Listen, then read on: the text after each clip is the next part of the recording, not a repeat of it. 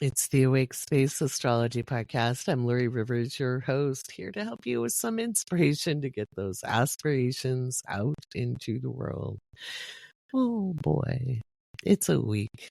We're getting ready for Mars to go direct on the 23rd of February, which is Sunday. So we're talking about it today, giving you some insights at the end of this episode. This is a really long episode, and I've been producing this episode for actually the last 2 days.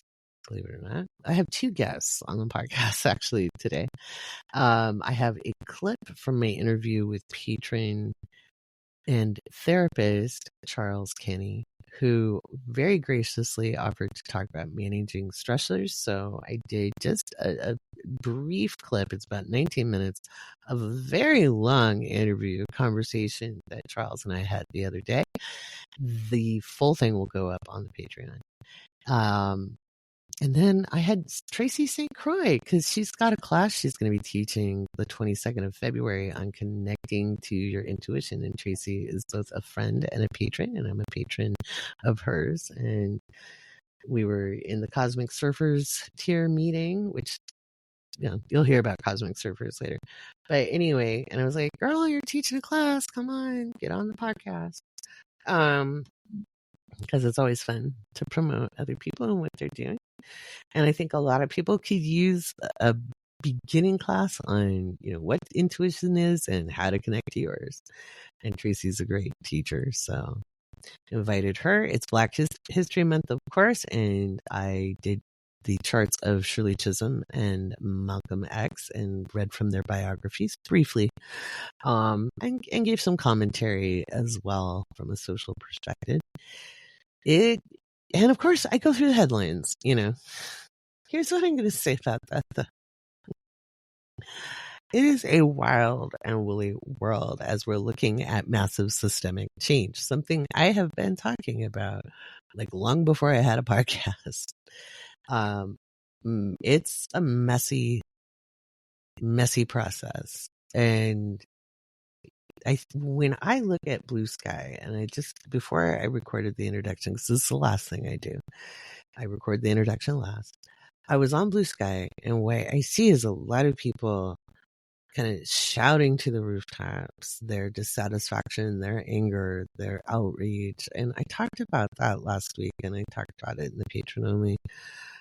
And what I see is an expenditure of energy. And if you remember back in January, on the 20th, when I did Martin Luther King Jr.'s chart, I also read from The Art of War and Keen Spirit. And The Art of War is a very, very old book. It's thousands of years old, and it's on strategy. And one of the ways you can throw people off balance is getting them to blow their energy reserves through reactivity. And I'm not saying things aren't serious. I'm at the point of laughter. It's angry laughter. Always worry if someone with a Sagittarius Mars is laughing when they're angry, because of the ridiculous scope of it. And it's easy to scatter our energy with that. And that's what they want us to do, you know. And that's why I'm really, really dedicated. And I know it's going to be frustrating for a lot of people. I know it's going to be uncomfortable.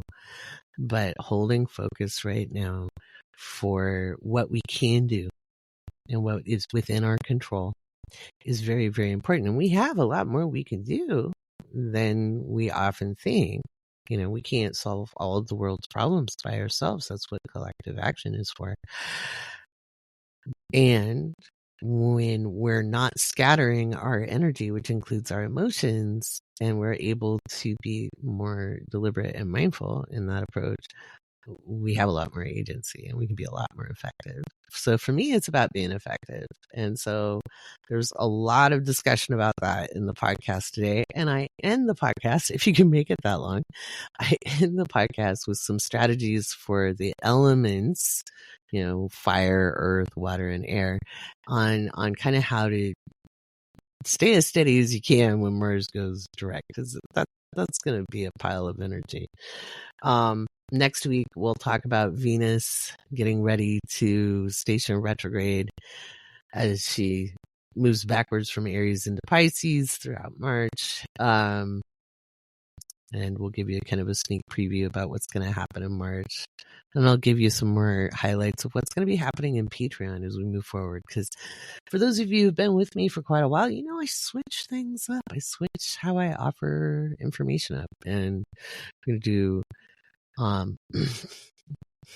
going to do a lot more meditations or guided visualizations, a lot more energy work as we move towards March, because we're all going to need it. But anyway, hope you enjoy the podcast today.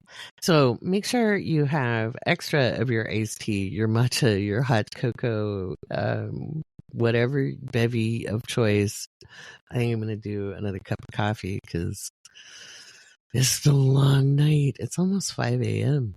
as I'm finishing up this podcast. But whether we're driving to school together, whether we're taking the kids out, it's President's Day, but however we're enjoying this day or not, I'm glad you're listening to the podcast with me. And if I soothe you to sleep, I will have accomplished something good this week. All right, let's get on with the show.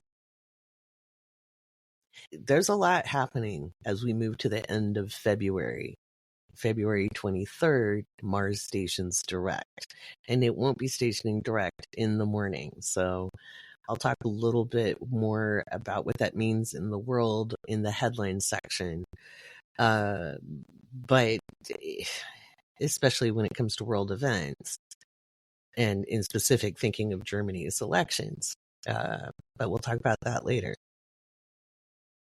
On a personal level, there isn't a person on this planet not being impacted by the energy. Some people may be feeling at ease in all of this. Some people may be aligning into where they want to go next. Other people may be feeling like they just need to lay on the floor and drool for a while. Other people may be very sensitive to collective energy, especially if you are intuitive or psychic, whether you do that for a living or not. Okay. I don't do psychic readings for a living. I don't, but I'm highly psychic. And that's why I don't do psychic readings for a living. It would be too much for me. I'm very, very sensitive. And so I would rather teach how to do energy work or what to do with the energy. That's why I'm an astrologer. I look at the timing of things, and for myself as much as everybody else, when I remember to look at my transits. Speaking of, I have coffee with Milo because Matilda sent me Milo for Christmas, and I've been dishing it out in the snow here in Wyoming to myself to stay warm. I hope you have your favorite bevy with you. We all need to take some deep breaths. It's great for regulating your nervous system. That's why breathing takes a large part of the recorded meditations I do for patrons in the Patreon. I'll be doing some more of those. You already have your grounding meditation and your coming to center meditation, and there's one. I haven't called it the sleepy time one, but I should make a sleepy time one for you guys. So, but we all need a little bit of that this week. That's why for our patron only podcast, I invited licensed therapist Charles Kenny. He's licensed in the San Francisco Bay Area, and you're going to get a tidbit of our conversation, which was beautiful, just a beautiful conversation. He talks about what's up on deck and managing stressors and how to first identify what your body's doing in the first place, and then how to notice some of these things. So I put in a 20-minute clip. It's a long recording. It's well over an hour, and that will go up into Patreon this week because it's a beautiful therapeutic view of managing the stress, because it's up for everybody right now. And I'm inviting different experts to speak on various topics to help people manage these interesting times. So as I have them on here on the Awake Space podcast, I will also have them in the Awake Space Patreon, like a full version, to give you something else to listen to throughout the week and other expert advice, because it takes a village and we all need to build our villages now.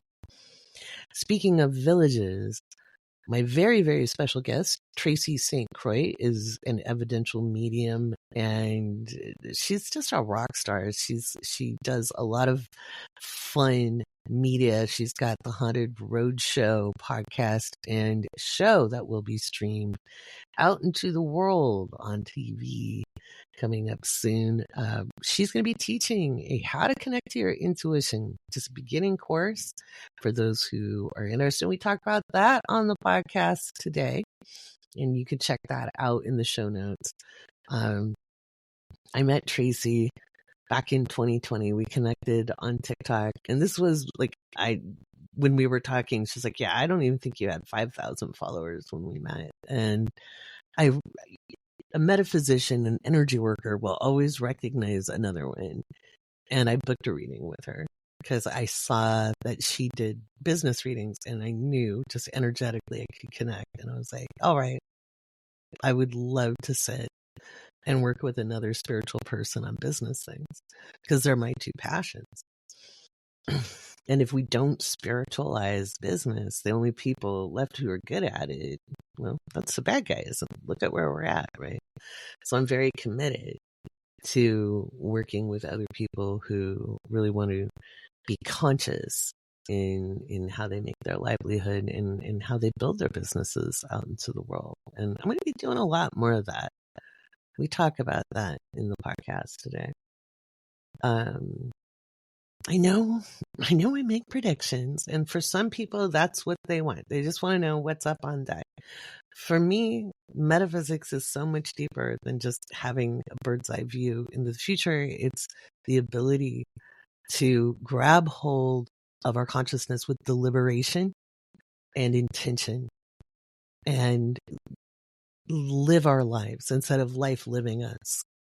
And, we can't often change what's happening in the world to great effect on our own. We usually have to join with other people. But we can't unify until we individuate. And most people haven't fully individuated. And actualizing is a great, people talk about Maslow's hierarchy of needs. And if you're in the mystery school, the patron tier, where you get my process of self-actualization, and in terms of finding you and your clarity and aligning to your vision, mission, and purpose in life in a small group setting where you learn to work collectively, a great deal of the premise for what I created wasn't based on Maslow's hierarchy of needs, because if you just stuck with that, you'd be like, oh, if you don't have enough food, you can't actualize. If you don't have a good job, you can't actualize. Like they make it sound like you've got to be like a billionaire to be actualized. And we can honestly see by the actions of billionaires out there in the world, they're not actualized. In fact, they have arrested development, and it's freaking obvious. Okay. And they have gaping holes. And in my Healing the Money Wound work, I talk about how that is a deficit as well, when you cannot feel satiated, when you don't know when you're full, when you're eating. There's a problem. I have a biological issue that I can't feel hunger until it's almost too late. Like by the time I'm feeling hungry, I'm way past time eating, because I was born with a birth defect called pyloric stenosis. And I did not get to develop that signal for hunger that infants develop. And I was in my almost 40s before I realized that. I just knew I forgot to eat. And then I'd be hangry or cranky or shaky. I never even thought about it, because when I was born in the last century, They didn't educate parents after a surgery. They just, other than how to keep the wound clean, but it was like, oh, kid didn't die. Cool. So they didn't say, hey, her pyloric valve is never going to work quite right. It's open. Yay, food can get into the stomach. She might have some scar tissue. She probably didn't develop a hunger signal. They didn't get that. You go to Children's today and there's a whole educational team helping you work with your child, right? There weren't even really too many children's hospitals when I was a baby. Oh, back in the last millennia. But where I'm going with this is if you look at Maslow's posthumously published theory, transcendence, that wipes away and amends a lot of what people misinterpret from his hierarchy of needs. Because what he observed in the people he studied in his career, including Viktor Frankl, who survived the death march, one of the death marches, who Viktor Frankl is famous for having read Man's Search for Meaning. It's a book I recommend often. It's one that inspired me to keep going when I was a young person and found it in the library. I might have been 11 or 12 years old. And I knew I was not in the best of situations. And I knew I couldn't get out of the situation. I was a child. I did not have agency. And to read about an adult who didn't have agency and yet managed, even with struggle, to become more and more holy himself in spite of conditions, inspired me to just take one more step every day, to breathe one more breath, because sometimes that's all that could be done. Maslow's theory was posthumously published in 1971, and nobody fucking talks about it. I think people talk about it a little bit more now, but oh gosh, 10 years ago, maybe more. I found it just I was just searching the interweb. I was on a research rabbit hole and I found that. And I was like, now this makes sense. Because the hierarchy of needs puts you in a box. And it's very society driven, based on this is what society says makes you whole and important. And I'm not saying food is not an important thing. It is. I've gone without food and it sucks. And I've had lots of food. I have overabundance of food and didn't feel sated. That too was a problem. As we go through the next week, we will all be reminded of why planning and strategy is important. And we will all be tested by outside circumstances and those who would continue to cultivate chaos in a determined effort to keep people off balance. We will be faced with that. We cannot really change that behavior. It will stop eventually, and probably sooner than most people expect. Probably not next week, but there might be some stuff next week. I give it a 50-50 shot that something cool could happen. We'll save that for Patreon. But we cannot put our hope in an outcome. And just like I said in the first week of February's episode where I did Angela Davis's chart, and I quoted her saying we cannot change the conditions of the struggle, but we can condition ourselves on how to meet it. That's the emphasis. It's not about condoning reality. It's not about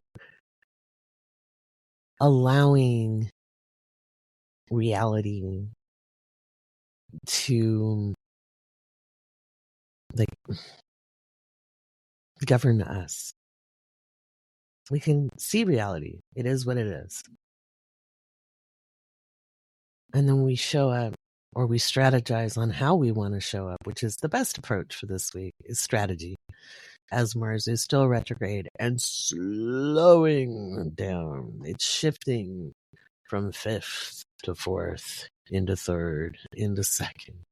It's gear shifting down to slow the speed. And we're going to feel almost a heaviness when we want to run forward, because you can feel it's almost time to run forward. And it's almost like somebody's punking you, in a race where it's like, ready, set, ready or setter, ready, set, are you set,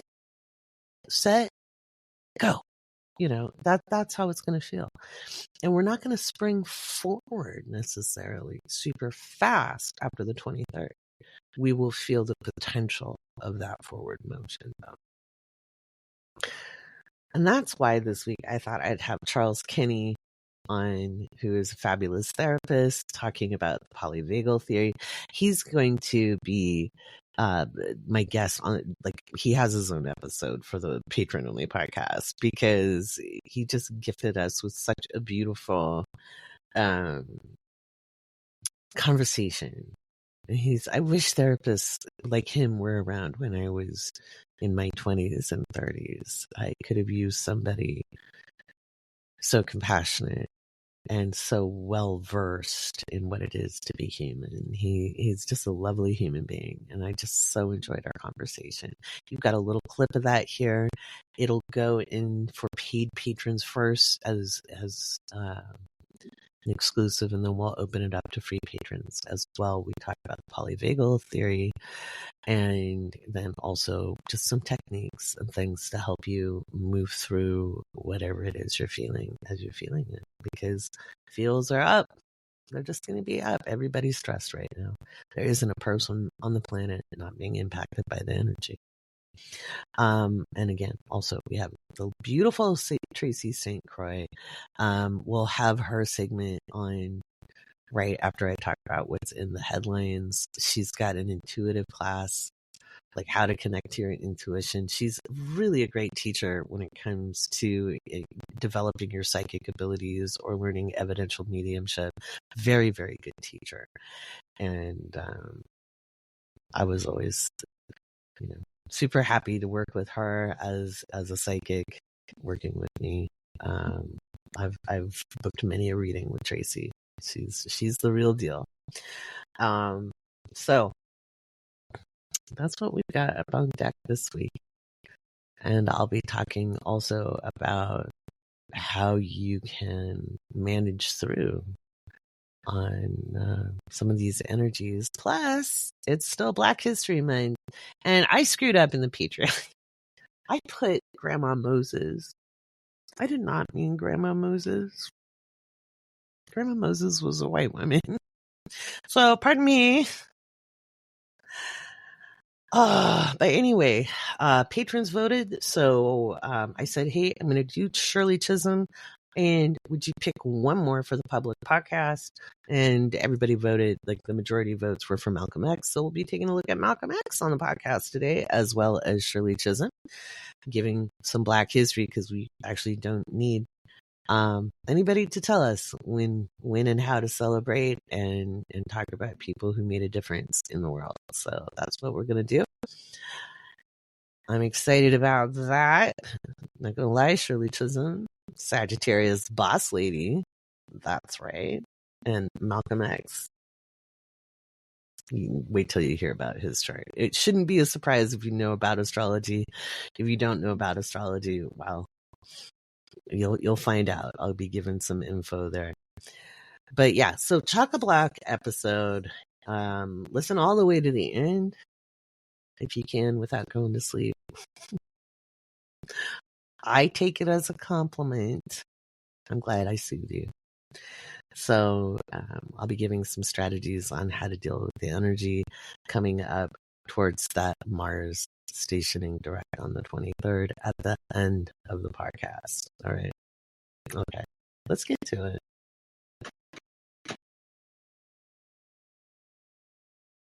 February is Black History Month.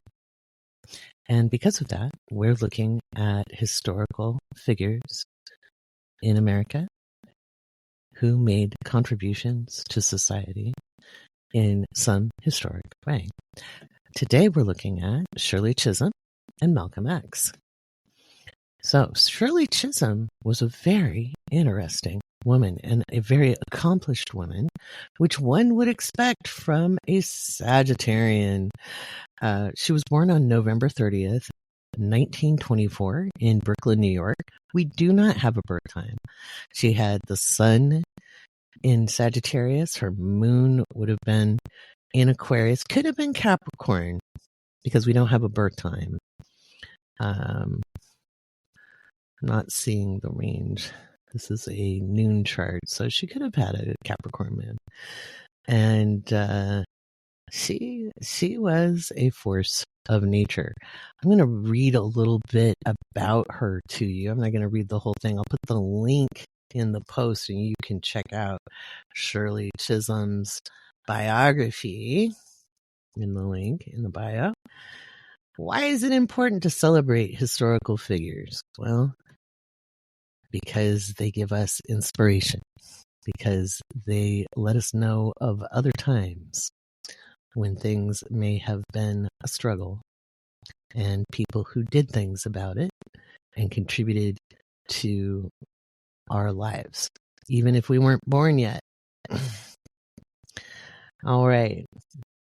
Shirley Anita Chisholm. And she was born Shirley Anita St. Hill. She was born in Brooklyn, New York. She was an American politician who in 1968 became the first Black woman to be elected to the United States Congress. Chisholm represented New York's 12th congressional district, a district centered in Bedford-Stuyvesant, Brooklyn, for 7 terms from 1969 to 1983. In 1972, she became the first Black candidate for a majority party nomination for president of the United States and the first woman to run for the Democratic Party's presidential nomination. Throughout her career, she was known for taking a resolute stand against economic, social, and political injustices, as well as being a strong supporter of Black civil rights and women's rights. Born in Brooklyn, she spent ages 5 through 9 in Barbados, and she always considered herself a Barbadian American.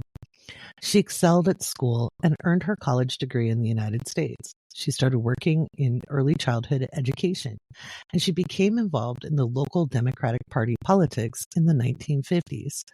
In 1964, overcoming some resistance because she was a woman, she was elected to the New York State Assembly. 4 years later, she was elected to Congress, where she led the expansion of food and nutrition programs for the poor and rose to party leadership. She retired from Congress in 1983. Gee, that's a concept, retiring from Congress, and taught at Mount Holyoke College while continuing her political organizing. Although nominated for the ambassadorship to Jamaica in 1993, health issues caused her to withdraw. In 2015, Chisholm was posthumously awarded the Presidential Medal of Freedom. What an amazing woman. So, just going to read a little bit more of her life itself, because I think it's one thing to look at people's accomplishments and celebrate those. I think that's really important. But we shouldn't ever forget these are people. These are people who lived lives. They had hopes and dreams and aspirations and disappointments and lived life. They woke up every single day. And I've known a lot of incredible human beings in my lifetime, and I don't think any single one of them realized how incredible they actually were. So I like to get to the humanity of things. So let's hear a little bit about Congresswoman Chisholm's early life and education. Shirley Anita St. Hill was born to immigrant parents on November 30th, 1924 in Brooklyn, New York City. She was Afro-Guyanese and Afro-Barbadian in descent. She had 3 younger sisters, 2 born within 3 years of her and 1 later.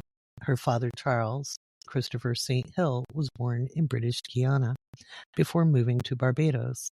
He arrived in New York City via Antigua, Cuba, in 1923. Her mother, Ruby Seal, was born in Christchurch, Barbados, and arrived in New York City in 1921. Charles St. Hill was a laborer who worked at a factory that made burlap bags and as a baker's helper. Ruby was a skilled seamstress and domestic worker who experienced the difficulty of working outside the home while simultaneously raising children, which was actually very common.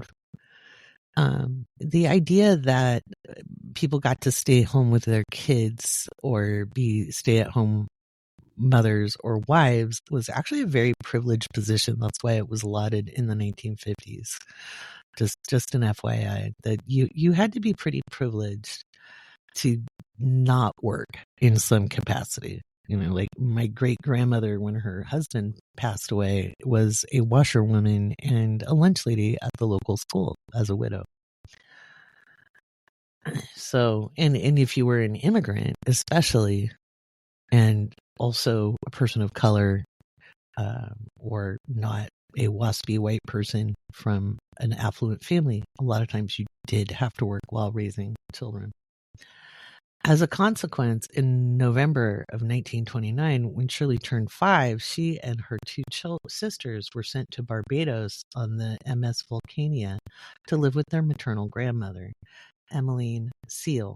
Shirley later said, "Granny gave me strength, dignity, and love. I learned from an early age that I was somebody. I didn't need the Black Revolution to teach me that."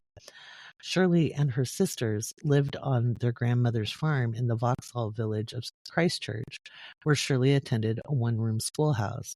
She returned to the United States in 1934, arriving in New York on May 19th aboard the SS Nerissa.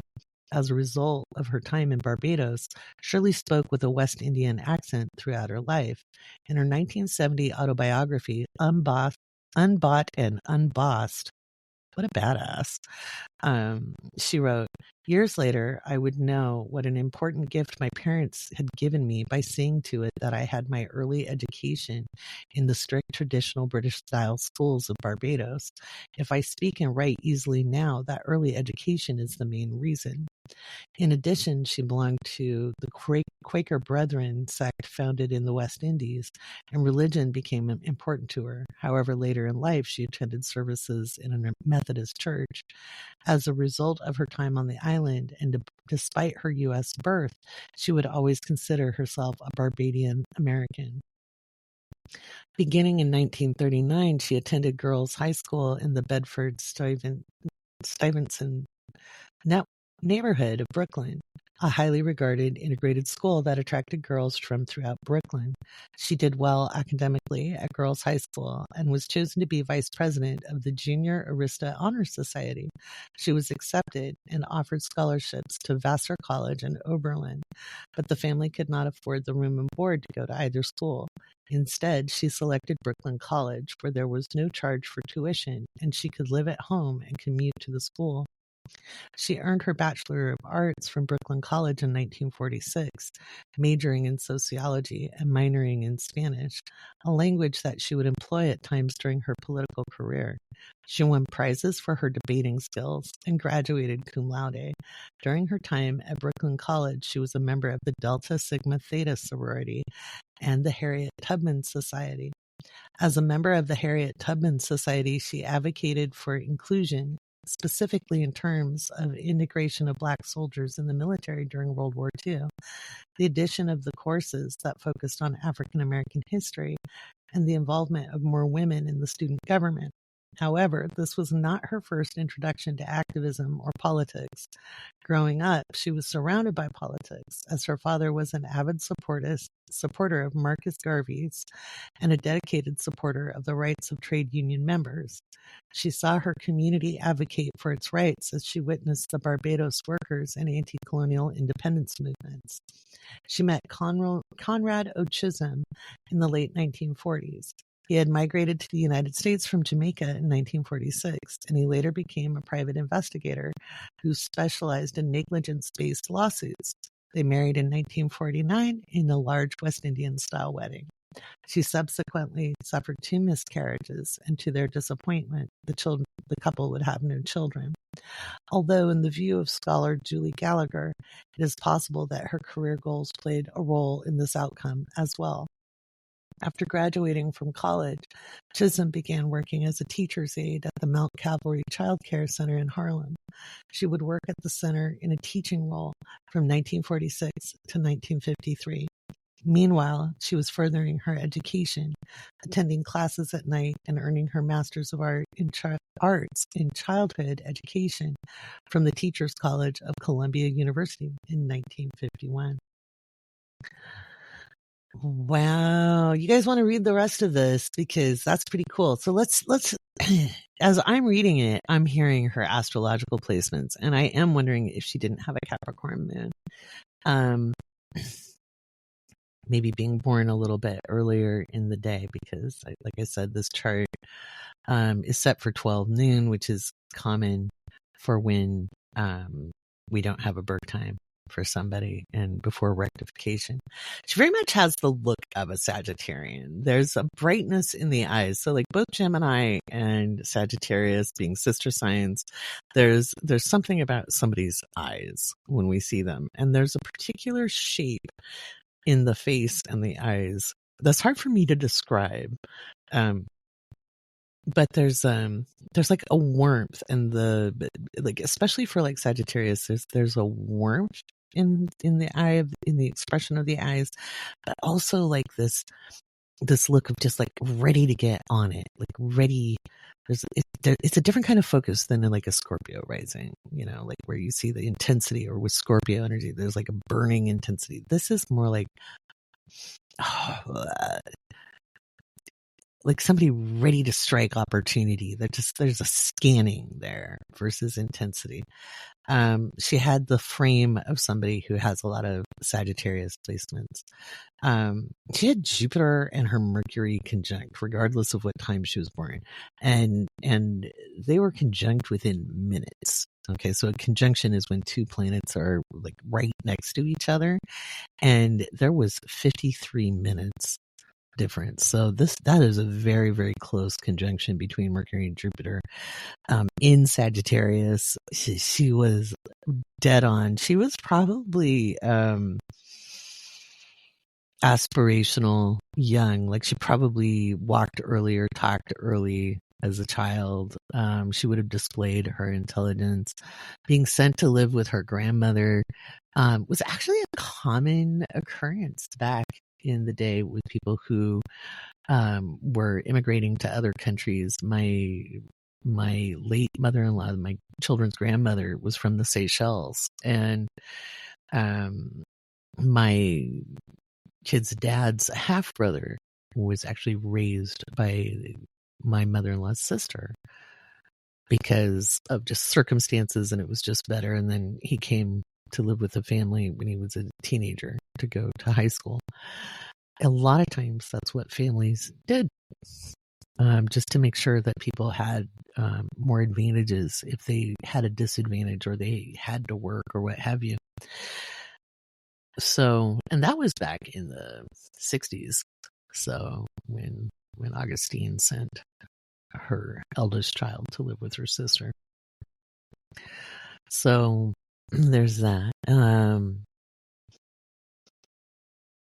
She had Venus in Scorpio, that desire to bring change, that desire to make a difference, that deep commitment. And Mars in Pisces. We have another Mars in Pisces here. We talked about that Pisces energy last week. It was conjunct Uranus. So she had interesting ways of moving and navigating through life. She had almost intuitive, but in kind of a eureka kind of way. Like she probably got downloads like, okay, you need to do this thing, or she would intuitively just like move forward. She was very well known for her debate. That's a very Sagittarius trait. She was one of the many born with Pluto in Capricorn. And even though it wasn't active in our consciousness until 1930, a lot of those people really fought for social change. My grandmother was a Pluto in Cancer generation, and she too fought for social change. These were the people who wanted to see less suffering in the world. They wanted to see enough food on people's plates. They wanted to see overhauls in society. And yeah, there was pushback against it too. Not everybody was, wanted it equal for everyone, but there was a lot of change agents in that generation when it came to social concerns and families, focusing on families as the root of society and making sure kids had education, etc. She might have had an Aquarius moon. I just from reading through her biography, I just kind of have this sense that there's a Capricorn moon. And I had a beautiful reading last week with somebody who was a Capricorn with a Capricorn moon, and they're deeply, fiercely loving person who would do anything for their family and very committed to the process. And I think sometimes people shy away from rectifying into having somebody having a Capricorn moon because of the fallacy that Capricorn moons are unfeeling, and that can be further from the truth. Capricorn moons are fierce in their commitments. They're fiercely loyal and loving, and to the people they care about, and who they include in that. I think it's interesting that she said that the revolution, she didn't need it to let her know she was important. And that's because, being raised in a country where she wasn't a minority and where she could be raised to see herself as an individual, that just proving, representation matters, right?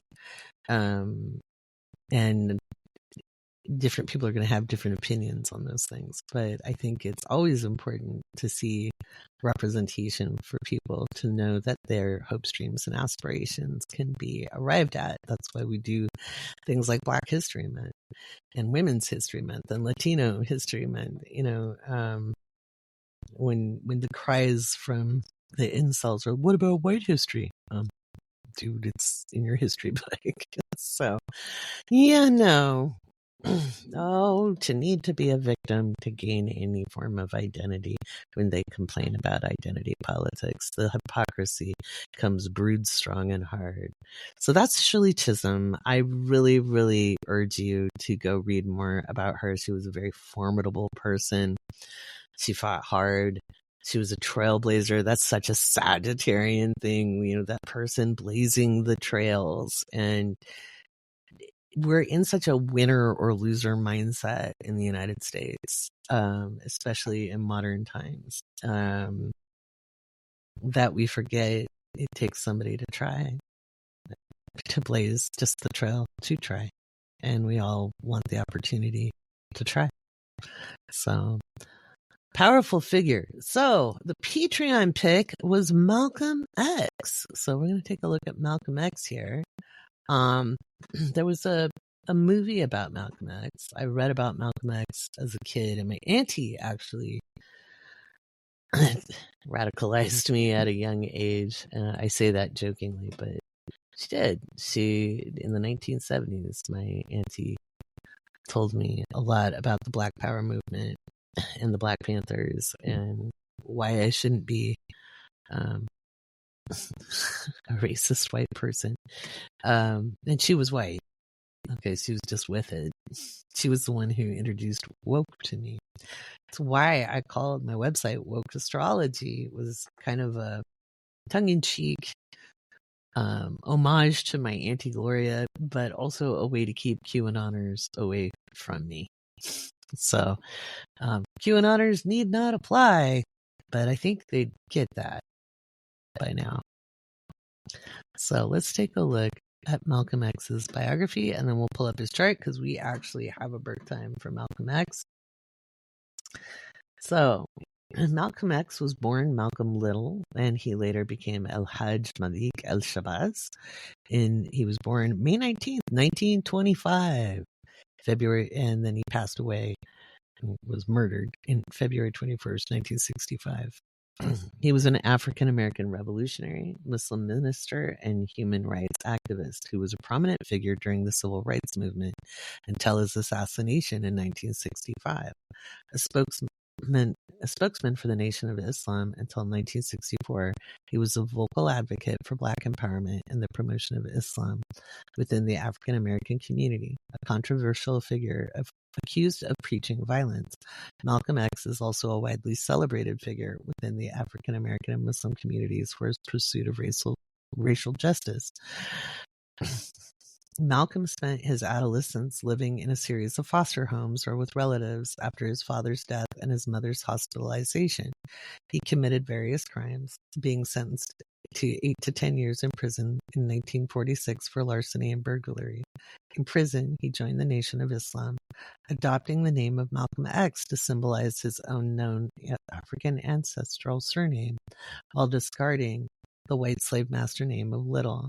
And after his parole in 1952, he quickly became one of the organization's most influential leaders. He was the public face of the organization for 12 years, advocating Black empowerment and the separation of Black and white Americans, criticizing Martin Luther King Jr. and the mainstream civil rights movement for its emphasis on nonviolence and racial integration.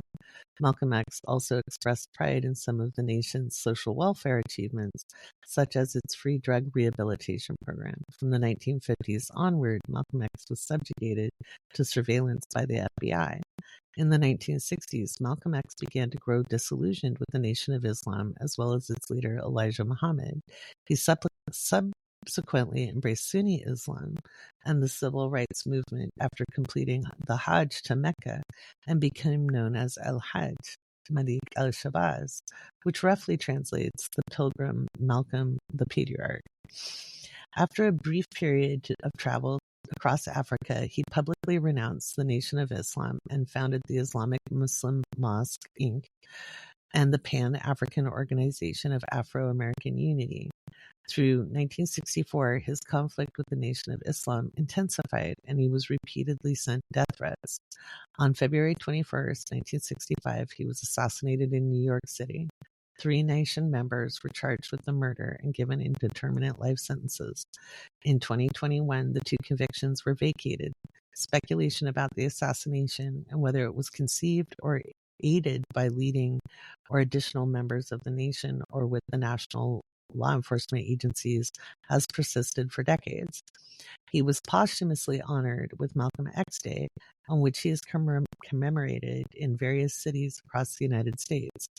Hundreds of streets and schools in the U.S. have been renamed in his honor, while the Audubon Ballroom, the site of his assassination, was partly redeveloped in 2005 to accommodate the Malcolm X and Dr. Betty Shabazz Memorial and Educational Center.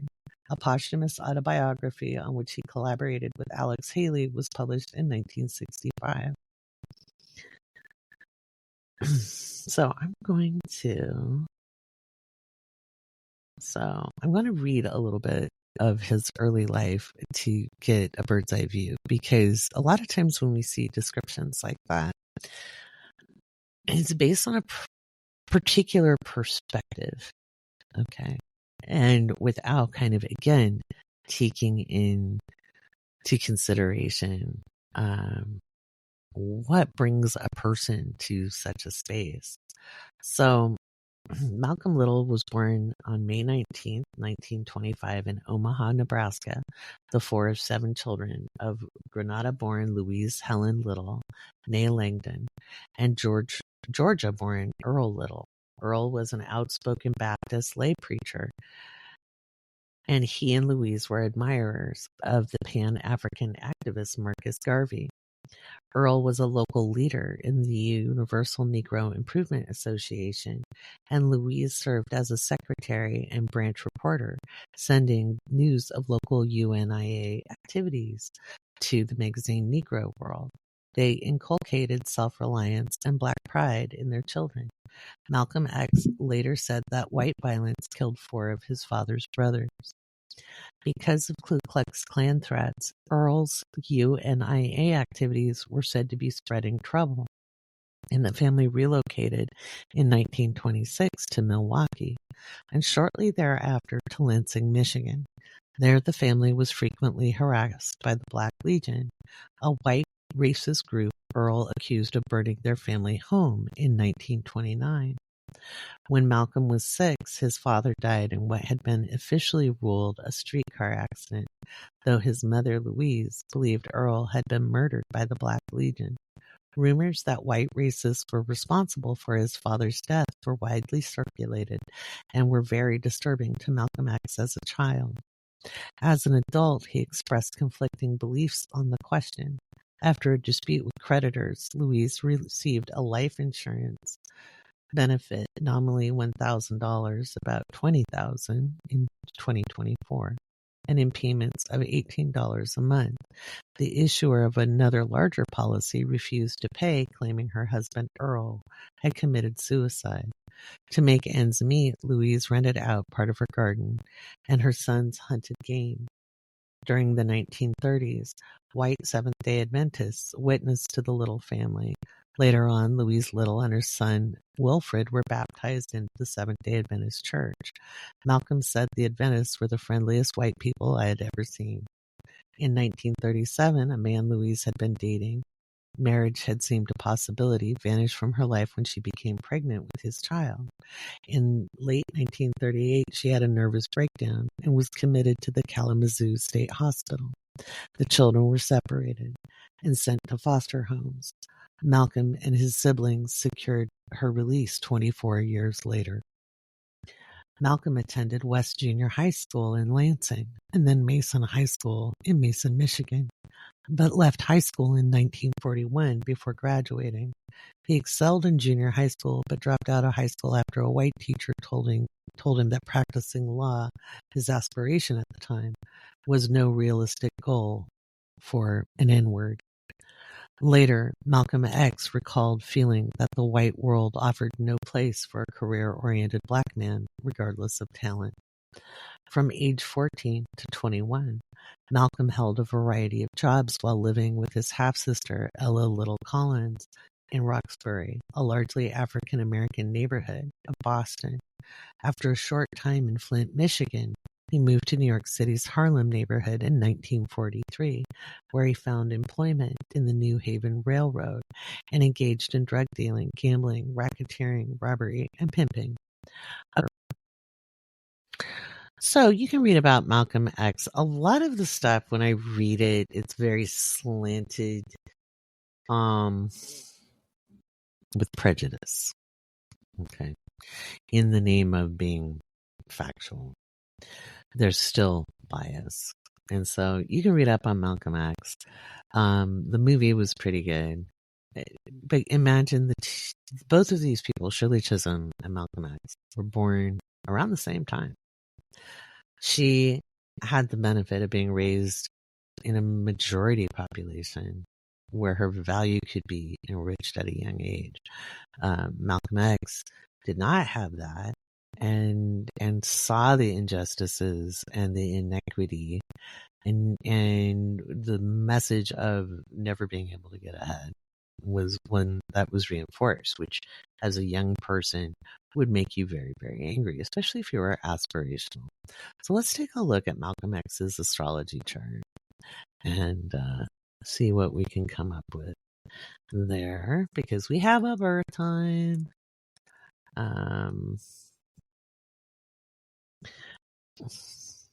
It's got a AA rating, so Lois Rodden approved because, well, she didn't collect it. So we'll see if it's correct. The person who collected it, I happen to know, isn't always, it may not be AA. We'll see. If it came from a birth record, then fine. But anyway, so Malcolm X was born on the 19th of May in 1925 at 10:25 p.m. in Omaha, Nebraska. He was a Capricorn rising, and his Taurus sun sat in the 5th house, which would make him aspirational. Okay, so there were things he wanted to accomplish. He had Saturn in Scorpio in the 10th house. Saturn in Scorpio in the 10th house. So that could be early run-ins with authority, and a deep desire to restructure the world. I could understand wanting to break off and separate versus integrate when you had no good dealings, or you saw yourself at a disadvantage population-wise, much smaller population, and the need to, the seeking of identity at Jupiter in the first house in Capricorn, and that seeking of self and that understanding of his kind of like where he stood and how he stood out. With Mars in Cancer, it was within the degrees to be conjunct Pluto. And it was trine his Saturn, with Pluto and Mars were trine his Saturn. You could see that, this is another good one of he didn't think just acquiescing and compromising and going slow and waiting for things to change was going to work. He wanted to force change. He wanted to be like, fuck you. We're going to make this happen, and we're going to push things. He had a Taurus moon conjunct his Mercury, within degrees. They weren't exactly right on top of each other. I don't think, let me just see, 3 degrees on the Mercury, and moon was in Aries, actually, so they're conjunct by degree but not by, so the moon in Aries at 29 degrees, so his hot temper was definitely there. What is his Mars? 6 degrees, and his Pluto was at 11. So yeah, he had a temper, and his early life was very, very shaken up. It shows how much his mother meant to him. His Neptune in Leo and his Sun in Taurus were square, and the Neptune being in the 8th house, just an immense depth of feeling that he couldn't express. It's so sad he was assassinated, because he showed a life, like he publicly transformed and restructured. That's at Saturn in Scorpio in the 10th house. Like his life evolution was kind of on display, and he could be an example to people, as he became more informed or educated himself on matters, or saw things from a different angle, found more relevance in life through life experience. That Aries moon at 29 degrees, he had to live it to really digest it. And how frustrating to have such aspiration and to be denied over such superficial reasons. The color of one's skin, or one's gender, or the clothes one wears or doesn't wear. How very shallow this world can be. So he inspired a lot of people over his life. You can find the movie, you can find biographies. I've got a link in the bio. So I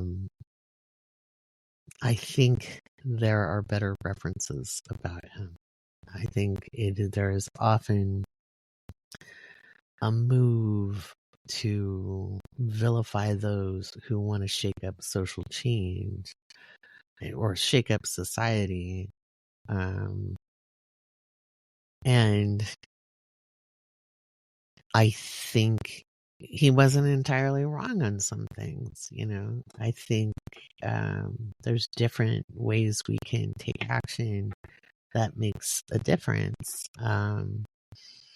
And not everybody, no group is a monolith. So having a diverse range of voices is important, right?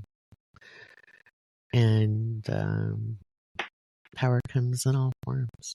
So I encourage you to read more. Next week, we're looking at Octavia Butler, and I'll run another poll, but it looks like Ella Fitzgerald is a close runner-up to Malcolm X. I'd probably do Ella in the patron only this week. So I'll put up a bunch of other people and not Grandma Moses because she was white. I think I was thinking of Sojourner Truth because there's actually a couple of pictures, or there was another artist that I was thinking of that I was so dumb. I was like at 3 a.m. So my apologies. I'll put the right things this time. But anyway, thank you for your patience with this old lady as she's working through the night to get podcasts done and Patreon posts done. All right. It's time for some patron shoutouts. Well, I'm really pleased to present the next clip. It's about 20 minutes long, and it's me and Charles Kinney, a licensed therapist in the San Francisco Bay Area, talking about managing stress and his explanations of what's going on in our nervous system, and just talking a little bit about the polyvagal theory and what we can do and how we can look at our emotions and emotional states, our consciousness, in maybe a different light than we're used to. And this is just a clip of a much longer conversation that patrons are going to get to listen to later on this week. I hope you enjoy. I'm really excited to have Charles Kinney with us today. And Charles is a therapist who is going to be helping us look at how we can manage stressors. So before we started recording, we were talking a little bit about you do primary care, and you've been seeing a lot of very stressed out people. I am, yeah. So I'm a licensed therapist out in the Bay Area, and I work in primary care as a therapist, and I do short-term stuff for adults anymore, and so if folks are at the doctors and they express like, oh, I'm stressed, I'm anxious, I'm depressed, I'm a death in my family, or I'm going through a divorce, or I'm stressed about the election, or about anything else, they come see me and do a short-term stint with me, and then I try to help them out. Thanks. You mentioned that again this year, and as an astrologer, I'm not surprised that we're seeing a lot of stress this year. There's a lot of uncertainty, a lot of change, a lot of shakeups, and it would be regardless. We just happen to be down a particularly stressful pathway. And even people who have good jobs. Oh, yeah. It's kind of everywhere, young, old, all across the socioeconomic spectrum.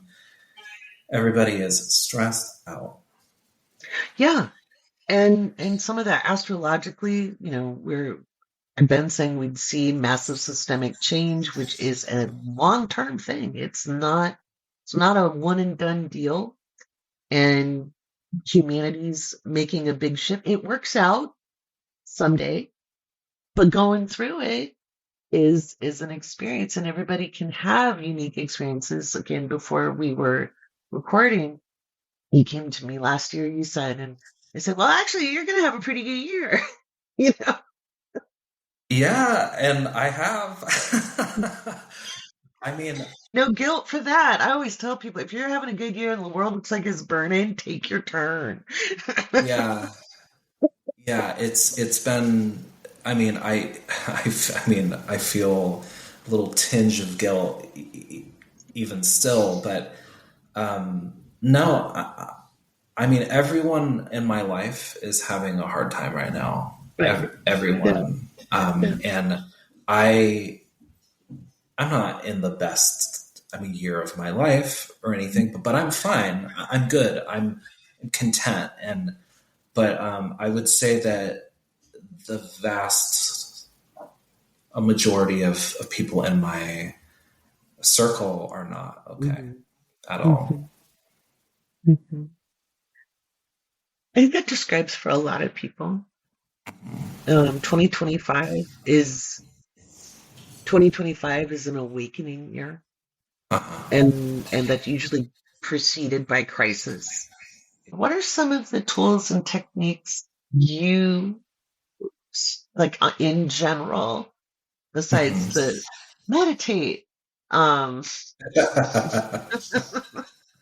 Yeah. Would it be helpful to first kind of give a little bit of context for like what is happening on like a psychological and oh, biological absolutely. I would love to hear level? that. Okay. Yeah. Yeah. I always discuss this with my patients in their initial appointment.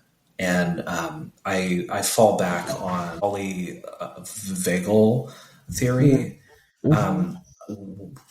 which in preparing for this podcast, I, I discovered is, I guess, somewhat of a controversial Really? theory, and I was very surprised about that. But so just, take it with a grain of salt. But I think it's true.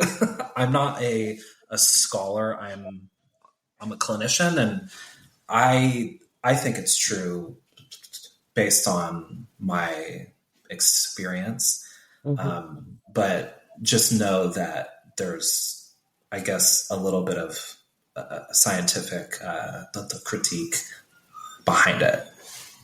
Anyway, but so polyvagal is all about the landscape of the nervous system, and so it talks about how our nervous system exists in three zones, and so and I'll put a image of it in the links, but it's a green zone on the bottom, and that's when we are at rest and we're good, we're calm, we're happy or neutral. It's in a kind of a normative threshold of emotional intensity, and our body is firing on all, or I shouldn't say it's firing on all cylinders. It's doing fine, right? Mm-hmm. It's coasting. Right. It's coasting, and so that is where we experience just our everyday life, hopefully, ideally. And then as we experience increased stress, we end up in the yellow zone. And in the yellow zone is the fight or flight stage, right? And Mm-hmm. so it's like we perceive a threat of some kind. It can be physical, emotional, social, spiritual, and our bodies and minds start to mobilize. And so Mm-hmm. our brain perceives a threat, and our heartbeat increases, our breathing is more shallow. Our muscles are tighter. Mm-hmm. Our core temperature increases, and our brain becomes more inflexible. And then and it's in the interest of survival, right? It's in the interest of either fighting or escaping a threat.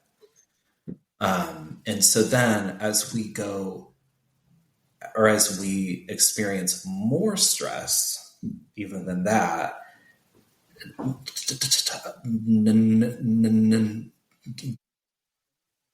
zone. The red zone is where we are stalling out and where we are shutting down and overheating. And so is where we feel depressed, numb, or dissociated, or hopeless, or exhausted, and our bodies actually slow down. Everything goes down in terms of arousal, and our mind actually slows down as well. And so, and ideally, in the perfect situation, this all happens in a pretty concrete, time limited wave, right? It's supposed to build, it's supposed to peak, and it's supposed to resolve. However, that often does not happen. And so issues arise when we get stuck in the yellow and red zones, and we don't get back into the green zone. And so that's kind of how we work, right? And so in these times now, I would say that most of us are probably in those upper zones. Mm-hmm. That's why I invited you to come speak here. Because I think people are, and I believe in observing, because I come from, even though I'm not an academic anthropologist, I was going that direction in life at one point. So major fascination with that. And I'm watching cultural behaviors and seeing deliberate attempts to keep people in a survival state. Oh yeah. They're easier to manipulate. And so until they're not, it can backfire. But at the moment, that's where we're at. Having experienced exactly what you've described in my own life, more than once, because we do have moments that are very stressful in life sometimes. My question is, how can people identify this? Because it's easy to kind of slip into these states of consciousness and catch yourself unawares almost. Yeah. I think that it's a few things. So I think one thing is to familiarize yourself with the concept that you are not always in a regulated state of mind. And I would educate yourself, either via this podcast or just on the internet, or your own therapist, about how this works, I guess, right? And then from there, it's about, tracking and identifying it in yourself, because everyone is going to have kind of a different flavor of this. And so I have my patients keep a journal. It's not really a journal. It's more like a log of whatever it is that they are having an issue with, just kind of keep track of it, and so that we can kind of get an eye on it, and so in this one model of therapy. It's called acceptance and the commitment, a therapy or ACT, ACT. There's this idea of cognitive a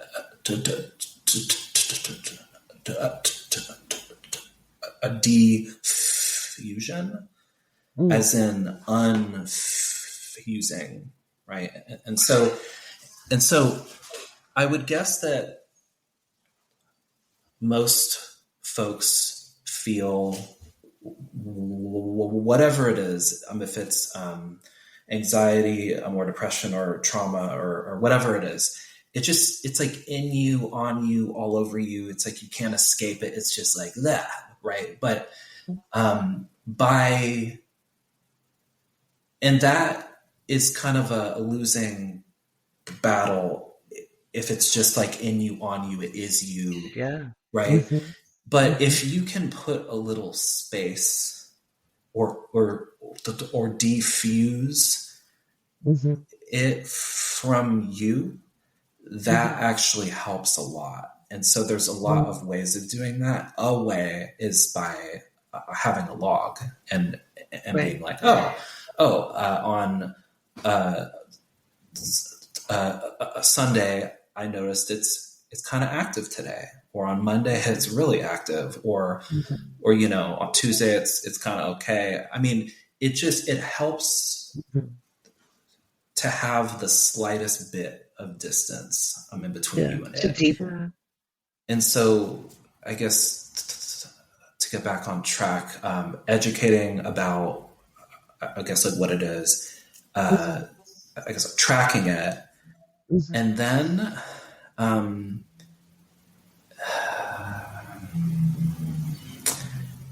I would say it's also about relating to our stress in a different way.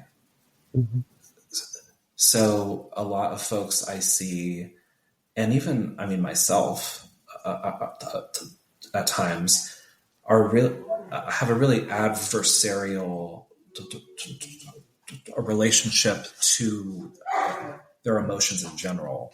It's like our emotions are these kind of pesky, like nuisances inside of us, but in reality, they are a highly adaptive and useful a set of tools that show us our needs and our desires, and can be actually a really powerful guide.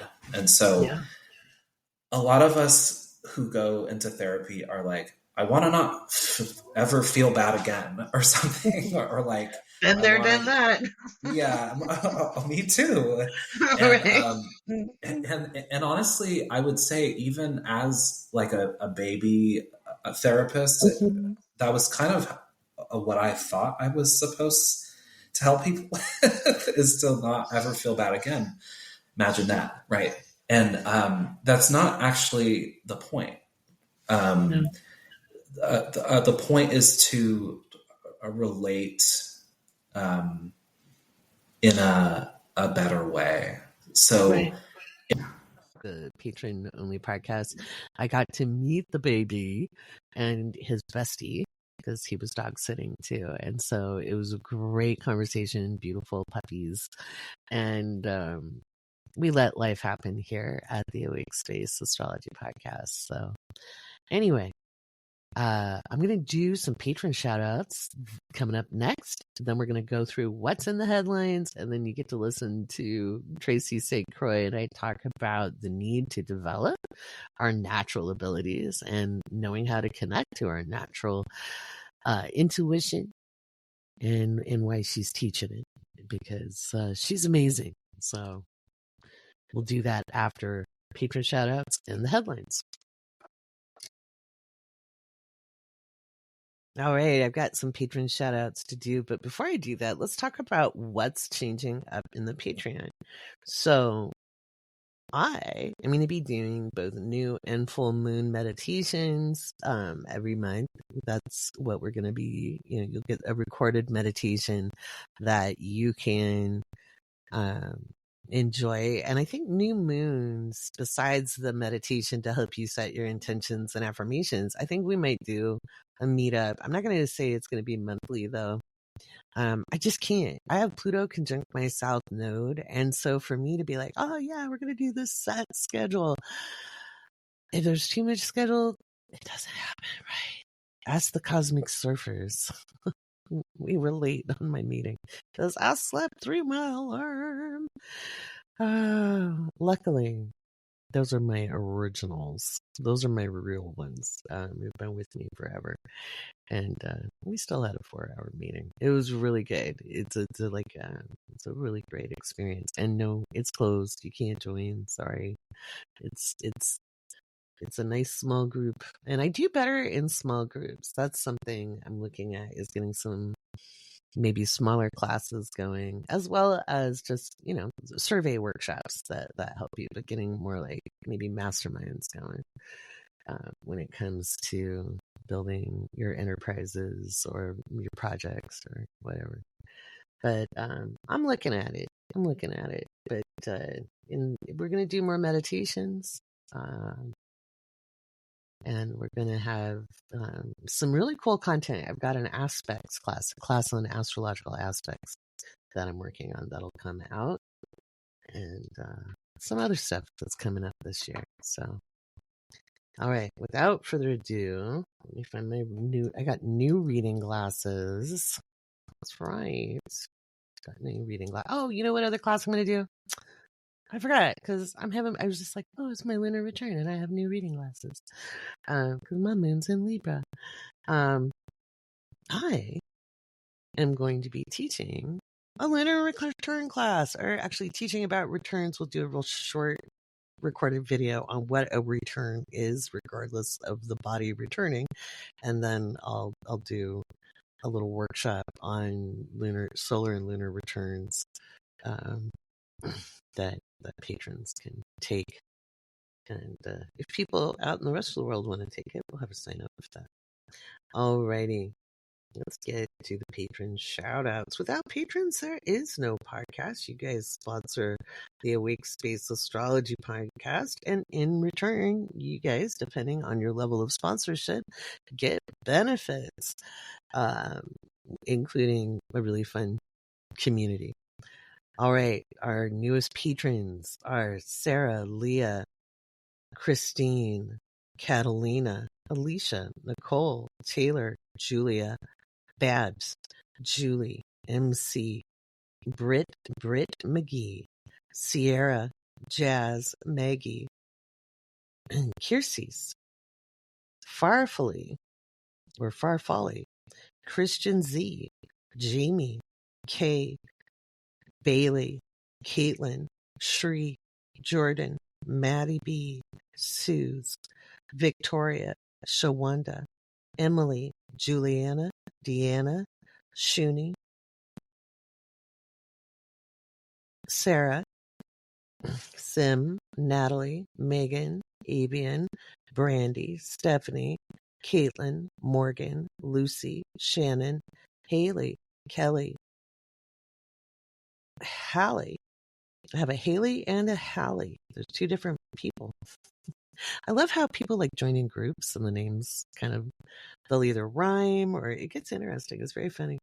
Elle, Heather, Katie, Juta or Utah, Beverly, Nikki Fox, Yasmin, D, Mary D, the Jersey Bee, Amo, Kelly, MF, Allison, Cassie, Aretha T, Annie, Rosewood, Athena, KJ, Matthew, Roni, Kendra, Rebecca, Brienne, Deb, Jean, Jessica, Michelle, Emily, Robbie, Sarah, Genesee like Tennessee. Gotcha. Genesee. Lisa, Ashley, Rachel, Althea, or Alethea. Sorry. Alethea. I'm going to say it right. Alethea. Molly Sanders and Pink Widow. All right, I'm going to stop there and we'll do another round after the headlines and before Tracy.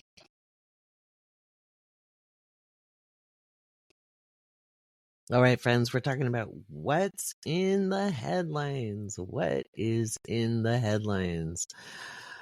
Oh, it's going to be another week. I promise you it all works out, okay? And remember, you personally can have a really great day. It does not have to be impacting us all individually in the same way. We're all unique individuals and everybody has a season. And for some people, this might be really hard and really, really gritty. And other people may be feeling like, wow, things are going amazing. I feel great. There's nothing wrong with feeling how you're feeling in the moment. Okay. Just know that things ebb and flow. Nothing lasts forever. Everything will pass at some point. So hold tight, my friends. All right.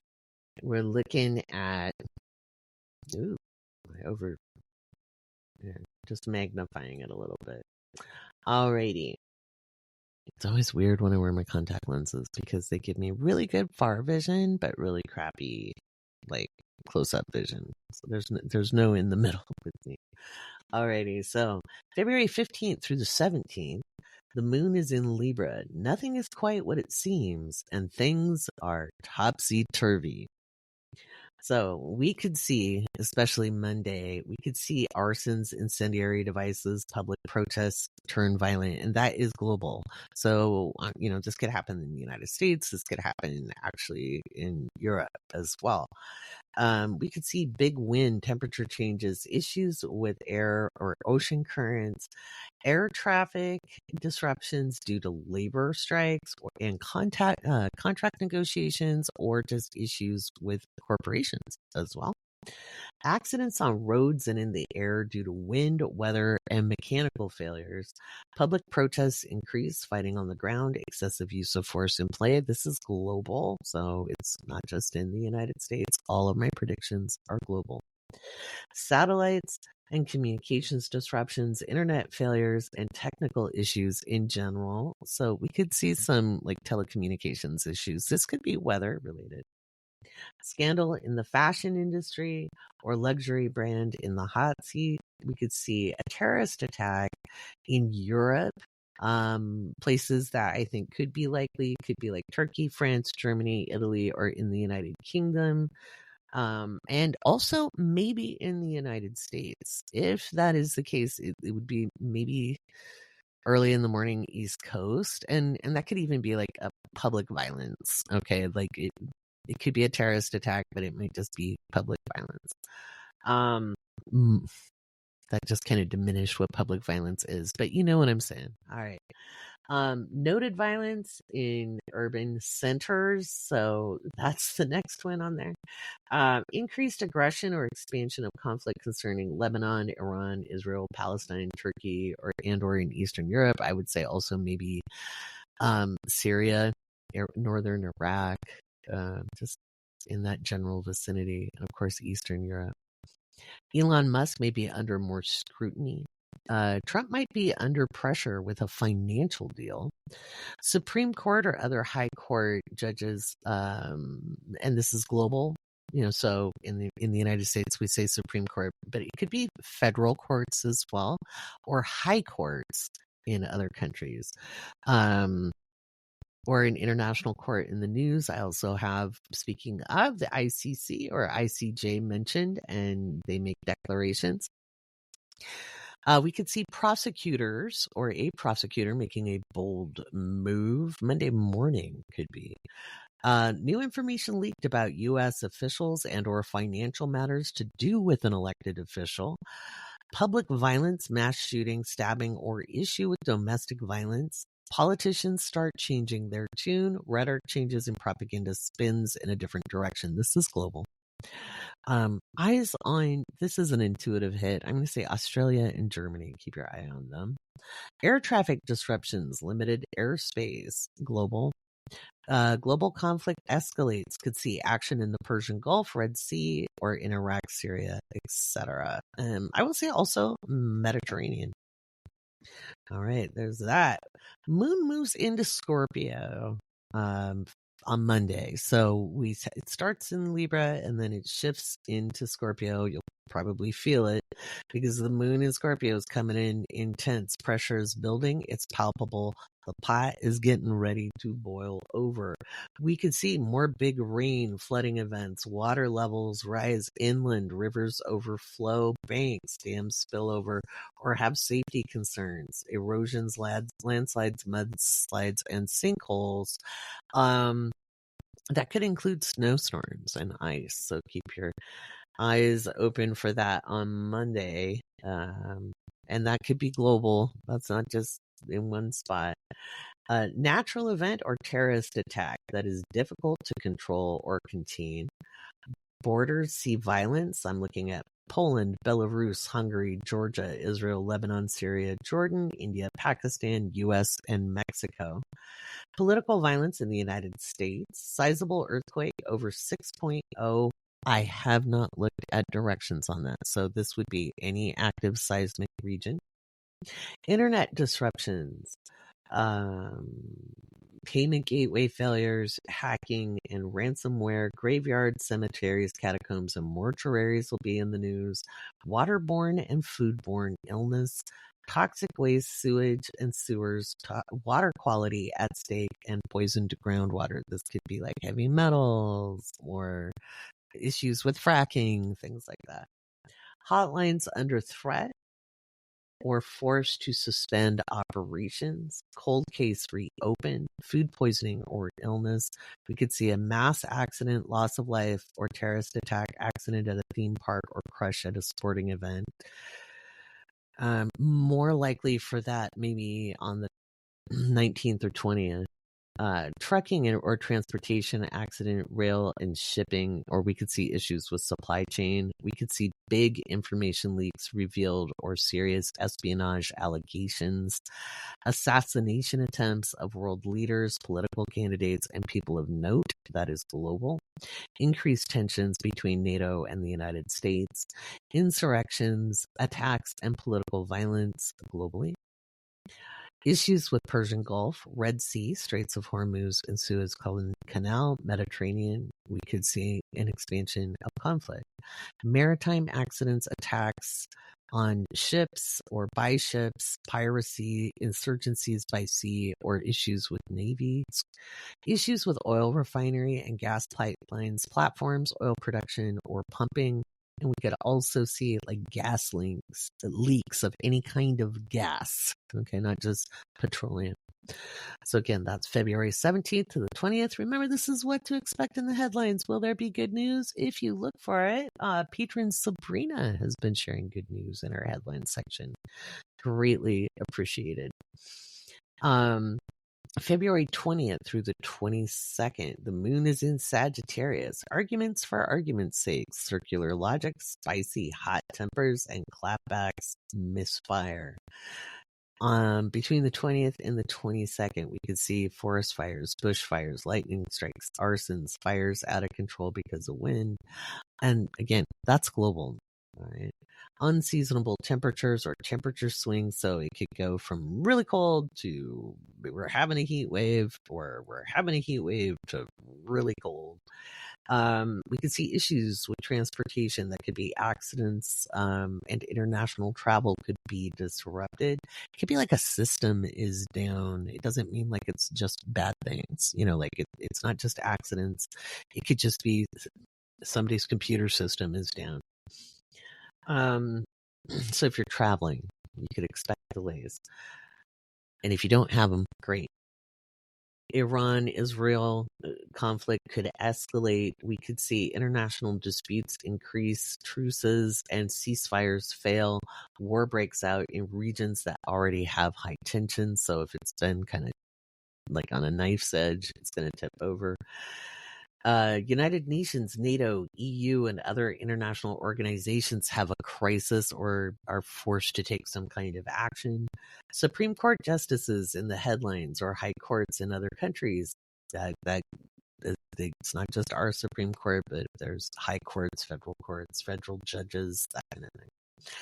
Financial institutions under scrutiny. We could hear about the Treasury and or federal bank in U.S. under pressure, Congress in turmoil. We could see a constitutional crisis, acts of war or terrorist attacks. We could see, and that could be in the United States, by the United States, global, not necessarily the United States. Those are all potentials. Massive storm or issues to do with a massive storm could be a hurricane or typhoon or something that starts at sea and goes through more than one country. That is most likely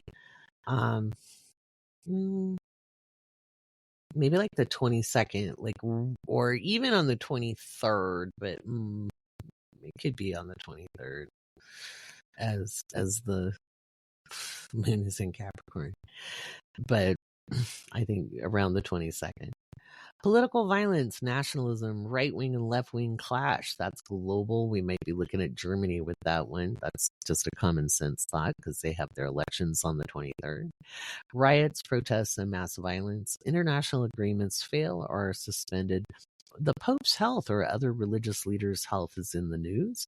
Religious leaders or organizations are under fire. This is global. That could include cults. Maritime incidents, accidents, or issues in ports. That includes the Navy. Big international incident involves either people from many countries or involves a border crossing. Accidents with missiles and or satellite launches. Sizable earthquakes, 6.0 or higher in Pacific Rim. Other regions could see up to a 5.8. And of course, that the 22nd, I believe, is Monday. Let's see, when is the 23rd? 23rd is Sunday. So February 22nd through the 25th, we have the moon in Capricorn. And it's opposite Mars as it stations direct on the 23rd.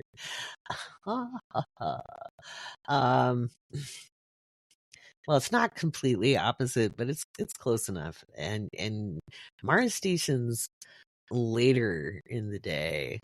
It'll be like 5 p.m. Pacific. I haven't looked, so Eli will know. Ask Eli in Patreon. We've got historic events. Could be mass casualty from a natural event, terrorist attack in a metro area, global or act of war, death of a leader or prominent figures. More than one event globally. We could see big weather could involve massive loss of life or infrastructure damage, failed governments in countries with coalitions, death of a world leader or a former world leader. We could see issues with Iran, could be war with Israel, or could be issues in Persian Gulf itself, including Straits of Hormuz. Tensions erupt in the Straits of Taiwan or territorial waters of the Philippines. Big event, historic event, could be violence, storm, terrorism, or political upset. It's like just big event. Mars is stationing direct, okay? And the moon's in Capricorn. We're in danger. It's just, we're probably just going to see some kind of event take place. Erosion causing storms, tornadoes, hurricanes, changing temperatures, thaws, freezes, or even snow in lower elevations or unlikely elevations, depending on location. We could see a bombing, a terrorist attack, or explosion of some kind that could include in a manufacturing plant, a gas line, something where pressure builds up. It could even be something that happens in a kitchen in a restaurant, it'll be something sizable that gets attention and is in a headline. We could see riots or civil unrest in Europe, UK, Australia, and the US.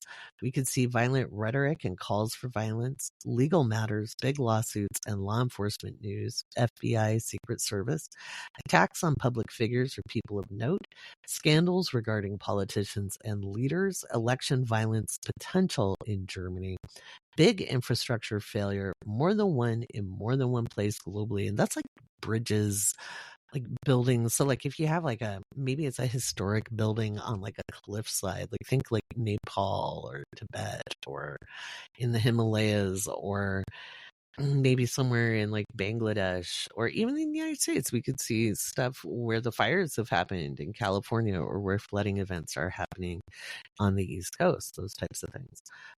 We definitely are going to see a NATO crisis. It could involve Turkey, but maybe it's involving Poland.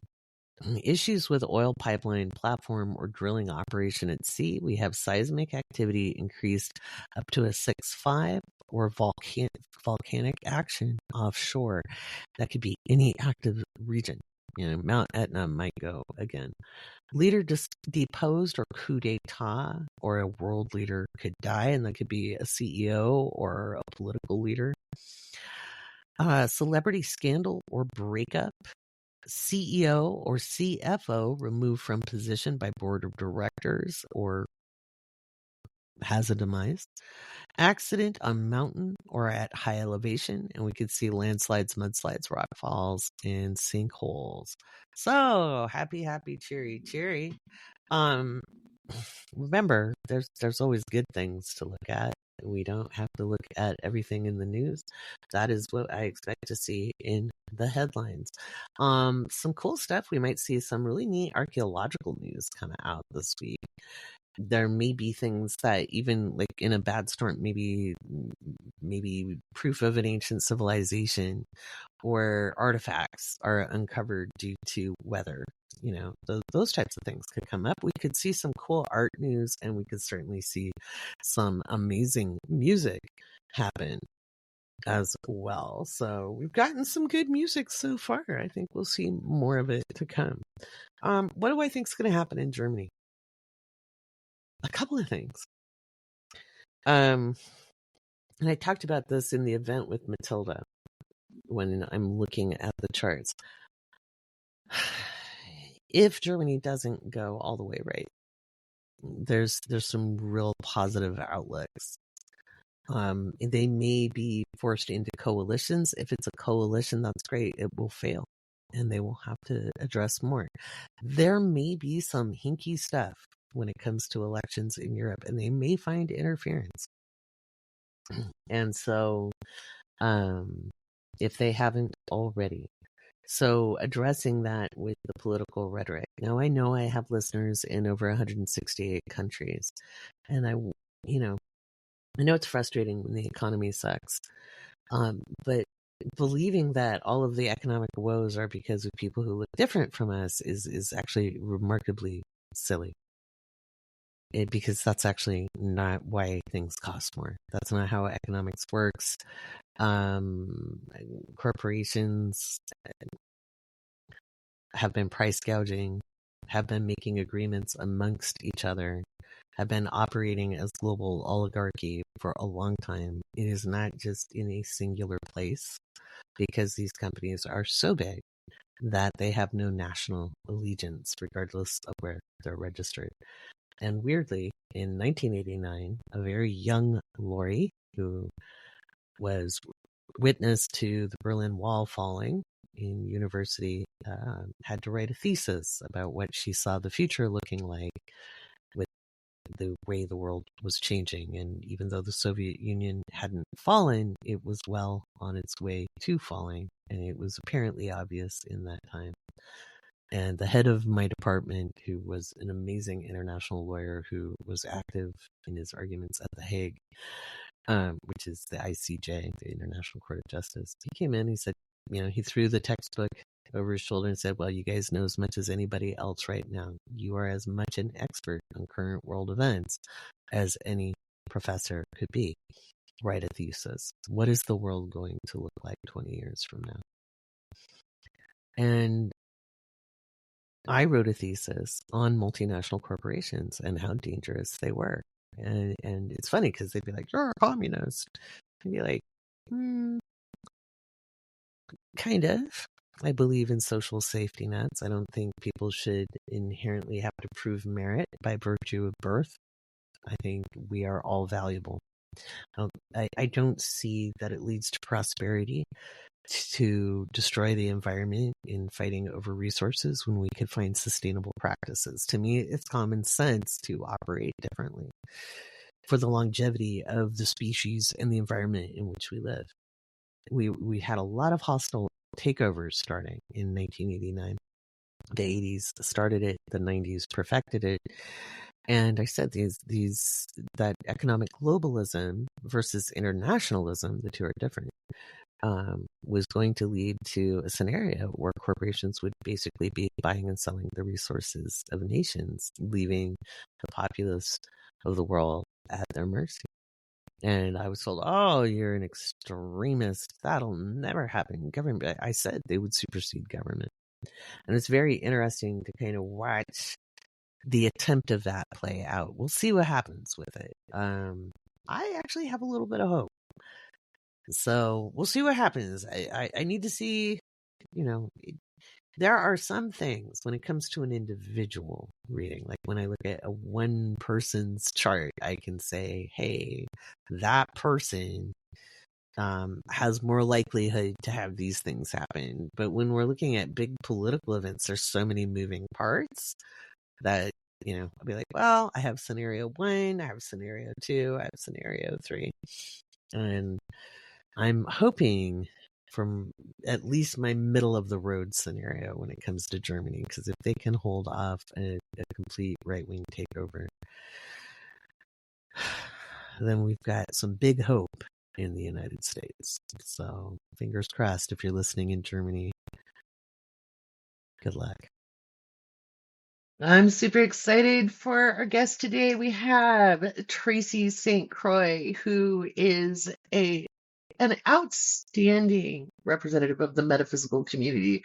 She is an evidential medium, and she is also a spiritual HR, the psychic HR to Fortune 500 company CEOs, because she'll answer the questions that HR won't. And she also has a very, very cool show called the 100 Road Trip Show, where she takes you on some spooky and fantastical rides through history, time, and space. Welcome, Tracy. Thank you for having me, Laurie. Hi, everybody out there. You and I have known each other now since what, 2020? I know, TikTok brought us together. It did. And I ended up gods. Right, I know. It threw so many of us together, and I have to say, some of my favorite people are people I met through TikTok. I'm gonna head back there soon. I've just been very tired. This full moon, the last one in Leo, just sent me to bed. I can believe it. If I could have went to bed, I would have. Unfortunately, that was not what my schedule was going to permit. No, mine didn't either, unfortunately. It just didn't permit for content creation beyond the podcast. I booked a reading with you right after joining TikTok, or once we met. I remember. It changed everything. I was honestly, Laurie, I was so stunned when you booked a reading with me. And I was nervous because I was like, oh my God. Laurie Rivers just booked a reading with me. Oh, shit. I didn't have an audience yet. That was the funny thing. I looked at you as such like a really good, like at that point, like a mentor and somebody I was learning from and somebody I was looking up to. And I was like, holy shit. I'm not going to lie though. I was like, I knew you knew your stuff. And I could tell just my spidey senses. And I was like, she's who I'm going to go to for taking things where I want them to go. We're both Scorpio risings. Mm-hmm. You got a Libra moon. I got a Libra sun. Mm-hmm. Pisces moon. Mm-hmm. You psychic woman. Very much so. So we don't get to talk as much as we'd like to. So let's catch up. What are you doing these days? What's going on? Oh my God. I'm a member of your Patreon, but I don't have a chance to check in. So catch me up, girl. That's okay. We'll have to catch up some things in private because some things y'all just don't get to hear. And sometimes there's private tea to be spilled. But what I know, I'm like, it's just interesting how things happen. But I have been in the final stages of editing the streaming show. So for those of you out there, I have a podcast called Haunted Road Trip Show, Paranormal History Dying to be Heard. Personally, I say check it out. I also have a streaming TV show that's about to be released of the same name. And it's in final stages of editing.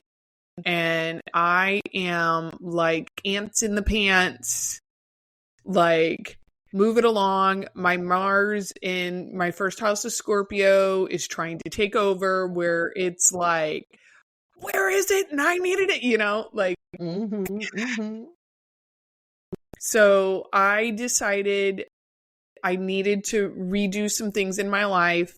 And instead of blowing up my entire life, I decided to redecorate a room in my house, and voila. Good call. As a Scorpio rising, I understand when we get stressed, sometimes we're like, just blow it up. Yeah, I am. So I'm like, redecorating was great. I was like, well, how about we make something glow up instead of blow up? Beautiful. That is, if any of you are Scorpio risings listening, take that advice. Glow up, don't blow up. Yeah. That we need to do that more. I By did. the way, I love the art behind you. It's gorgeous. Thank you. Yeah, it kind of fit in with what I'm just kind of the whole theme of the room and the shows, and just kind of moving in with everything. And I've just been head down into like getting the classes prepared and That's running. right. You've got a class coming up next week, right? I do. I have so I host 1-day classes for like psychic development and mediumship development, because I want people to have a little bit of a foundation, and I want them to get to know me before they're like, okay, I'll buy into like, whatever other classes. I like them to get a little bit and get to know me. And so I'm hosting, it starts on Saturday, but I have a couple other options. Everybody can just like check out the websites, all the links. Or, join my Patreon. Yeah, better yet, join my Patreon. And if you're a paid member, you're going to get some juicy discounts to all these classes. Yeah. But I have been just head deep into there. Like, okay, what are people needing right now? Like, how can develop your intuition and your mediumship skills help to meet the energy that's here and what's coming? Because, you and I both know, I mean, 2025 and beyond, it's going to be an interesting ride. And if the more developed your intuition is, which really just means like that you really trust yourself and you have confidence in making decisions, the easier things are going to be for you, at least internally. I can't guarantee the shit show that's happening on the outside of the world. But I'm excited. As Angela Davis says, you can't control the conditions of the struggle, just how you meet it. So, right? I know. Serenity prayer has been my very best friend for a long time, but even more so lately. And just I've really just been focusing on how can I be of service to others. How can I make a good learning, fun, safe place for people? Right. Because we know that, like, I don't know. I don't even want to call it traditional social media. I want to call it like maybe social media 1.0 isn't very, it's not like fun anymore. It's dysregulated. And I think it's kind of representing, people are scared and people act out when they're scared, and they look for people to blame when they're scared. And if more people did know how to trust their intuition, I think, maybe they might trust their process a little. And I love that you're teaching that. So let's talk a little bit about trusting ourselves and our intuition. Now, you've been doing this for a very, very long time. And so have you, Miss Scorpio Rising. Talk about trusting your intuition. I trusted it when I met you. So Yeah. like, holy shit, I like this girl. But anyway, for you, just in your personal experience, you've always been psychic. You were born psychic.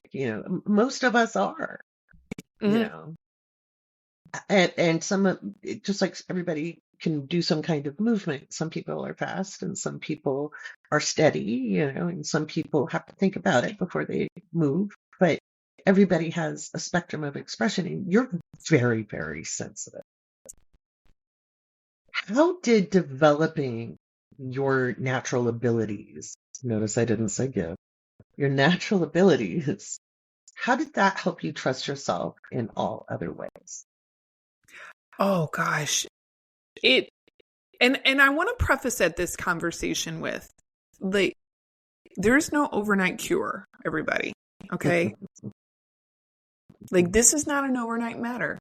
Okay? Mhm, This is, slowly but surely wins the race.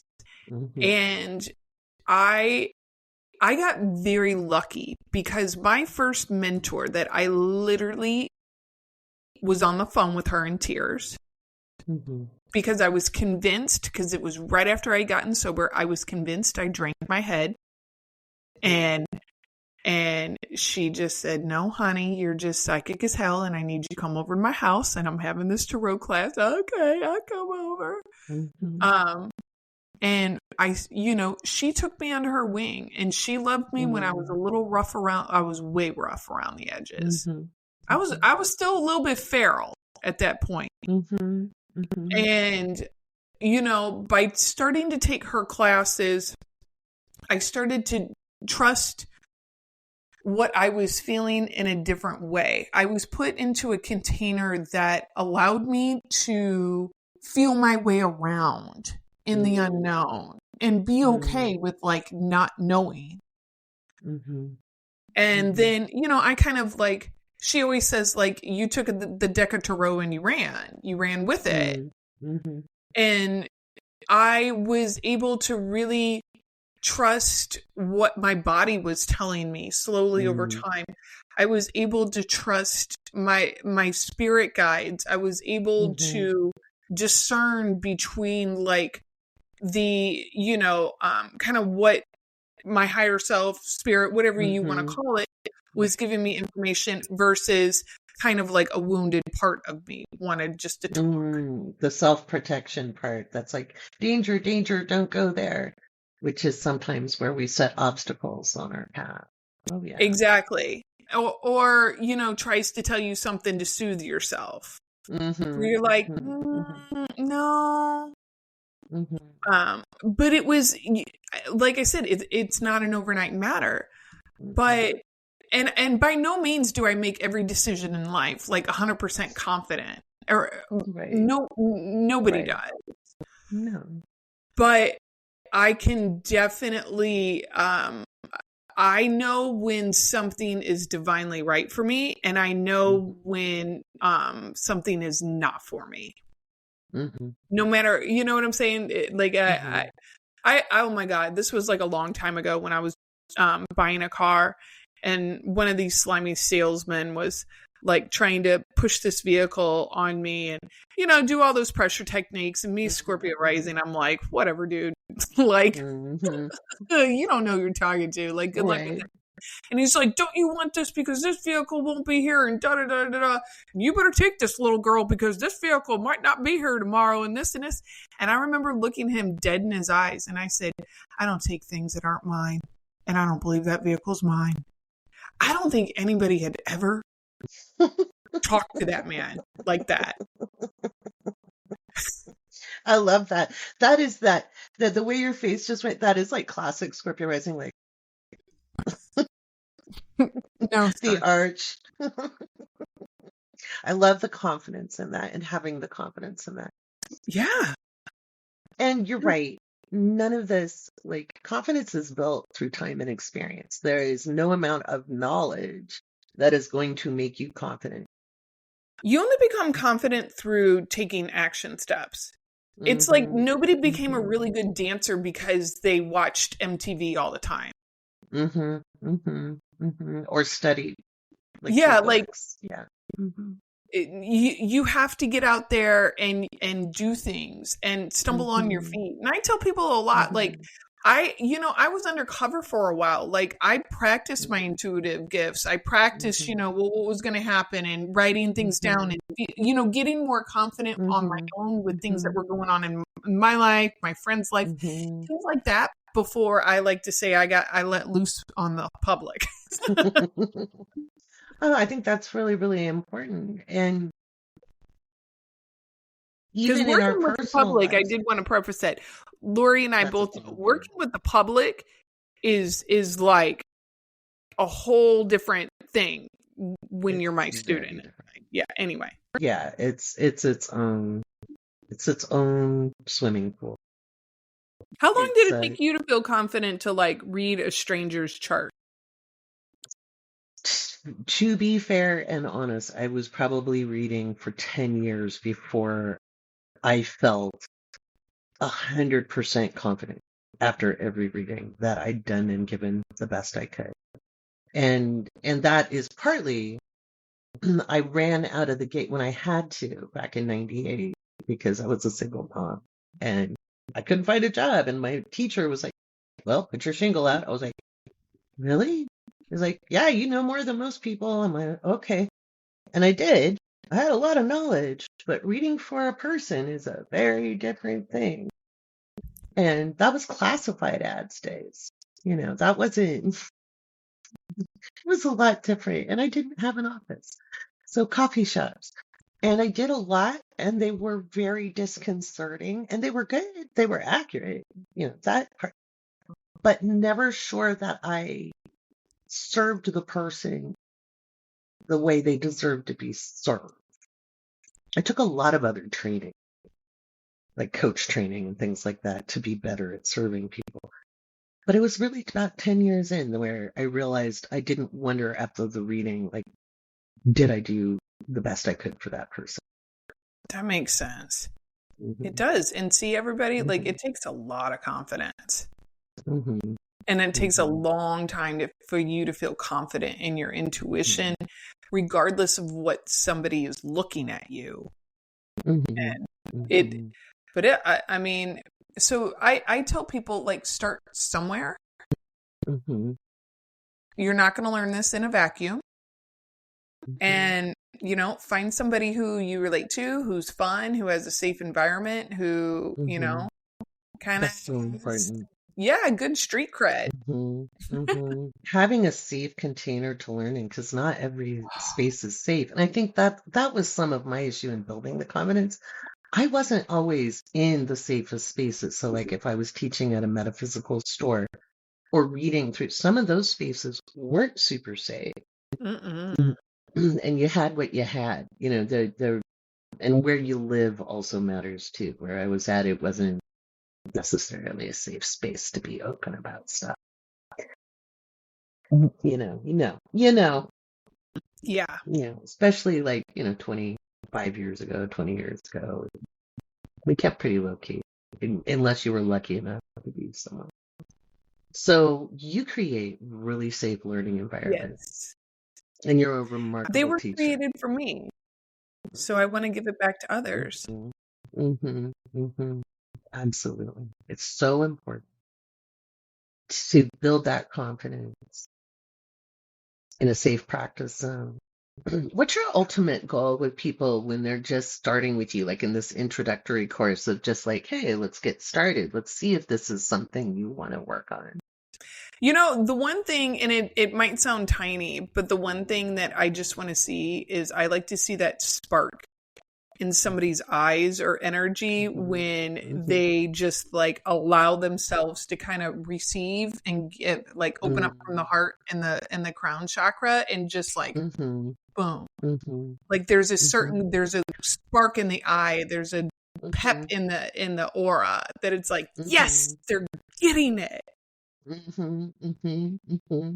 That, if I had to say my one little tiny goal is that, but also to, on a practical side, to give like really good like foundation as far as like, here's a really good foundation.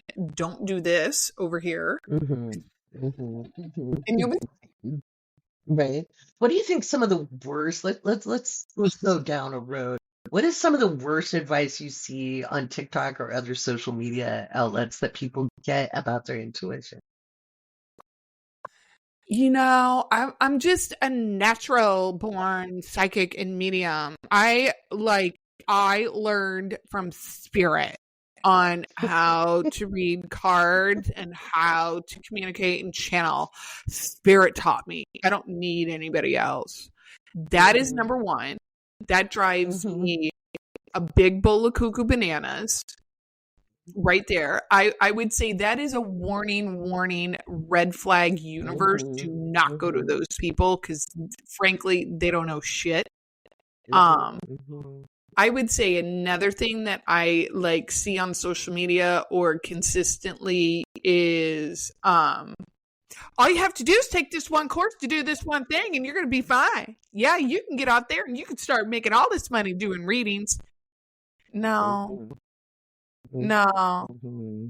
That's it. It's never just one course. It is a development over time. Or the a lot of the spiritual bypassing of if you just take this class or do this thing, you won't have this mental health disorder any longer. And developing your intuition and starting to trust your guides and it's no. The whole don't take your meds thing because you're really psychic. That whole spiritual that whole thing. I'm just no, That's take your fucking meds. Listen to your doctor because they went to school for 16 years. Okay. Yeah. If you're not happy with it, get a second opinion. Right? Don't listen to some Yahoo that's basically a stranger online. Oh my God. Yeah. Question everything, even us. Please do. Use your noodle. And especially with the energy we have now in mid-February of 2025, moving into March, we're going to see a lot of spiritual psychosis. And so, and that doesn't mean, now here's the same time, people's psychic abilities or intuitive abilities are also going to be widened. It can be and both at the same time, which is why it's really good you're doing that class. Because just giving some thou shouts and, hey, don't do that, giving parameters and frameworks helps create a safe environment. Yeah. Yeah. March is going to be interesting. Yes, it is. Oh, yes, it is. And there'll be some beautiful things with that, inspiring things, and ethereal energy on top of it. But I think on social media, we'll probably see those that haven't taken either their energetic hygiene very seriously or their spiritual hygiene very seriously or at all maybe tip over. And it can happen with spiritual psychosis, religious psychosis, people who don't even do what we do, which is why development is important. You can be born psychic. That doesn't mean you have the skills to be a professional. Exactly. Everybody needs help, and nobody gets to where they're at without help or classes or learning. And, I am both, me and you and, Matilda, we love to create safe space because when you allow your curiosity and your intuition and your imagination to kind of start to come out to help you, those all work with your intuition. Absolutely. And I want to create that space where you can feel your own magic, where you can sense that. And so what if you got something wrong, but you know what I'm saying? You were tapping into that feeling. You're on the right path.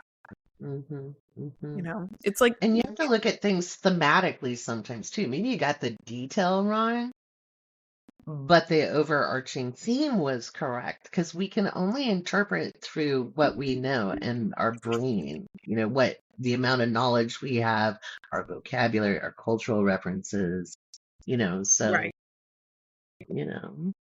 And that's why, I teach a lot too in my, in both my psychic and mediumship classes about, how spirit has will teach you a lexicon of your own, of signs and symbols to work with.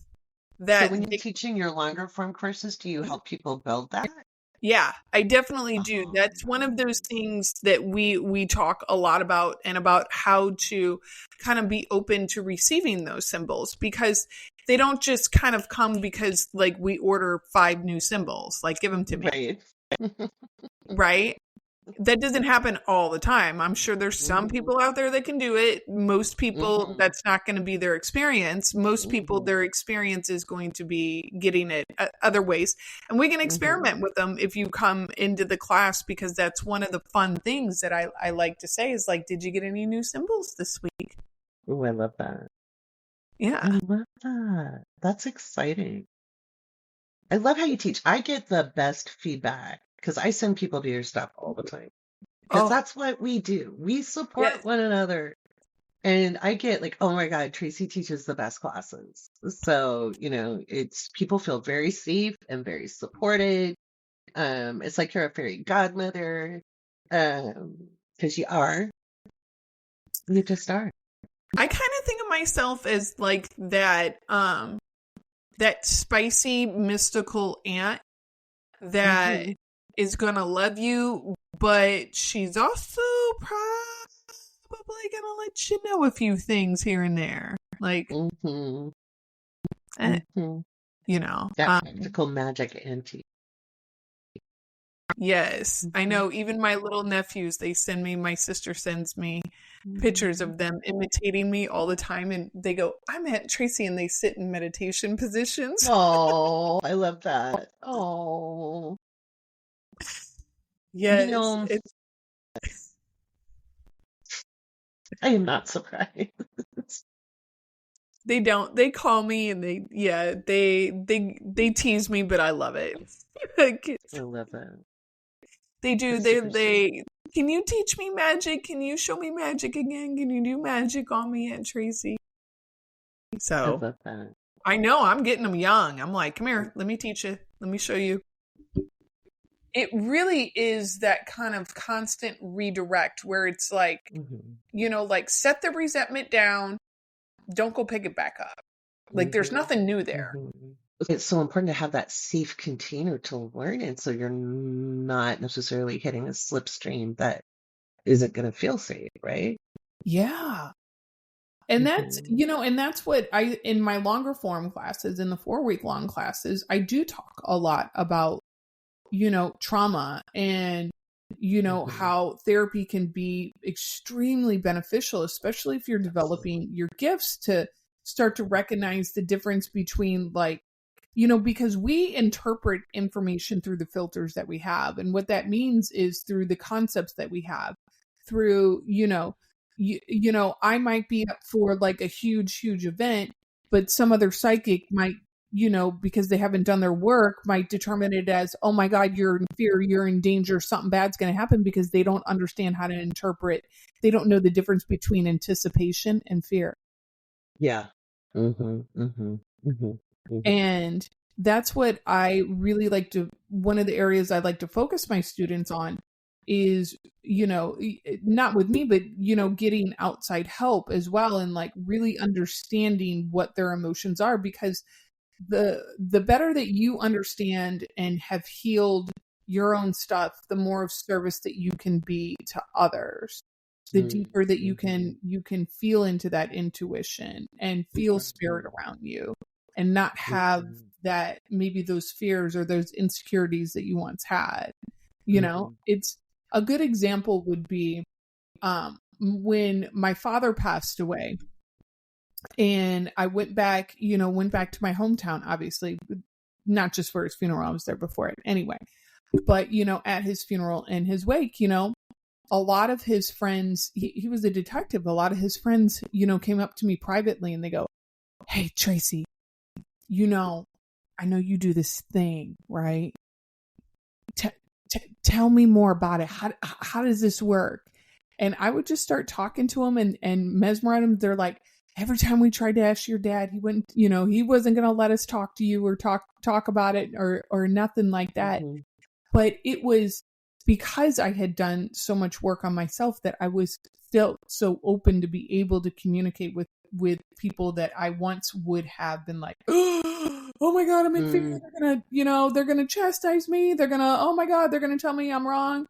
But they just were very, very curious. And that's kind of how I like to teach classes, is to building that confidence, knowing the difference between, fear and anticipation, old shit coming in versus somebody else's. The ability to kind of step into that space and move past an old thought process shows an immense amount of growth and training, how much work you did. And I think that's why, like on social media or even in the movies, just in media in general, the way they make, again, you can be born psychic. Nobody's saying you can't be born psychic. You can be hereditarily psychic in a medium. There's all kinds of inherited gifts or abilities. But to be a professional at anything, you can be a really good runner. If you don't have a good coach, your odds of longevity are low. Same, as a vocalist. If you're singing 7 nights a week, having a vocal coach or teacher will help you retain your chords, and you'll be better if you have some training. I wanted to circle back around that if there's anybody in Hollywood that's listening that needs accurate portrayals of what happens in spirituality or psychic work or, astrology work, we're here. You call us. We would love to actually portray something that is, because I'll tell you this, Hollywood, sometimes the truth is scarier than anything y'all can come up with. Give us a call. So much freakier. So much juicier. We can make you not sleep at night. Yep. Did you know what? A fun fact. Did you know that and I'm just remembering, so everybody don't hold my feet to the fire on this. But when they were making practical magic, they had actually hired a witch. Do you know the story? Well, she wrote the book, didn't she? I'm not sure about that. But I know that she was giving them all of the kind of how to set things up, what it looks like, the spells that they were doing. Why it's the bomb. Especially the so good. Bringing back from the dead when the boyfriend dies and whatnot. Yeah. They tried to screw her over out of money. No way. Out of because I think they had promised her a few points. Mm-hmm. And that's major. And they were just jerking her chain and jerking her around and whatnot.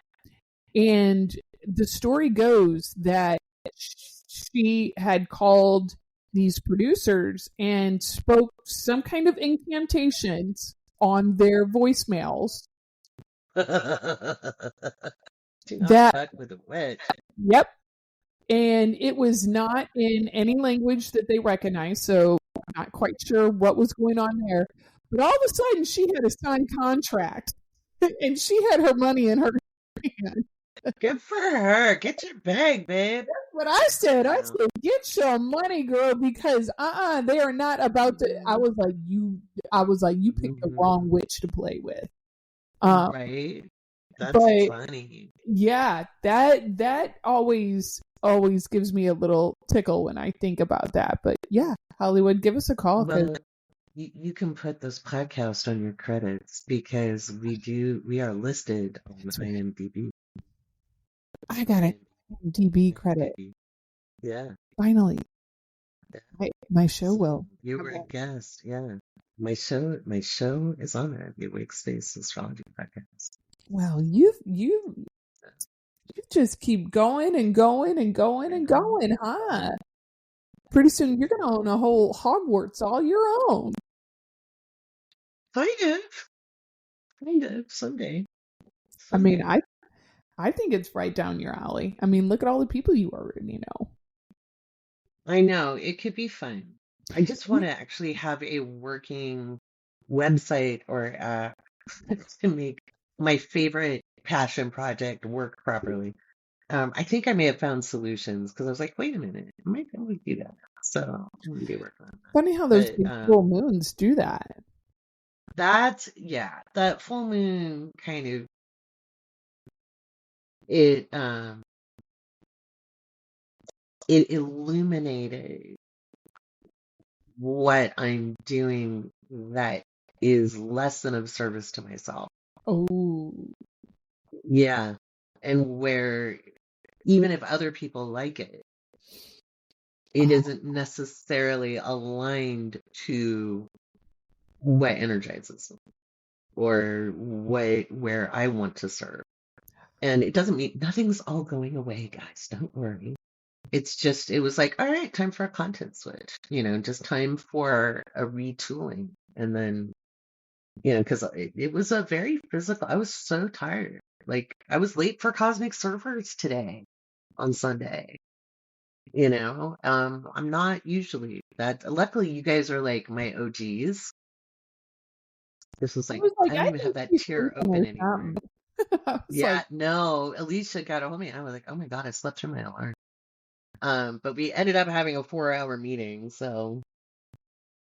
Be a cosmic surfer, get 4 hours with Laurie. Right. Oh, the tier is closed. I closed it because I think it's a great small group and you can get on a waiting list, folks.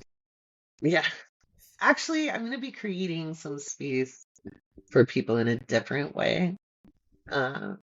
where we can do more small workshop type stuff. But this group is, you guys have been with me since the beginning in one way, shape, or form. So. In one way, shape, or form, all of us certainly have it. And if you have not tried out Laurie's Patreon, it is worth it just for the chats.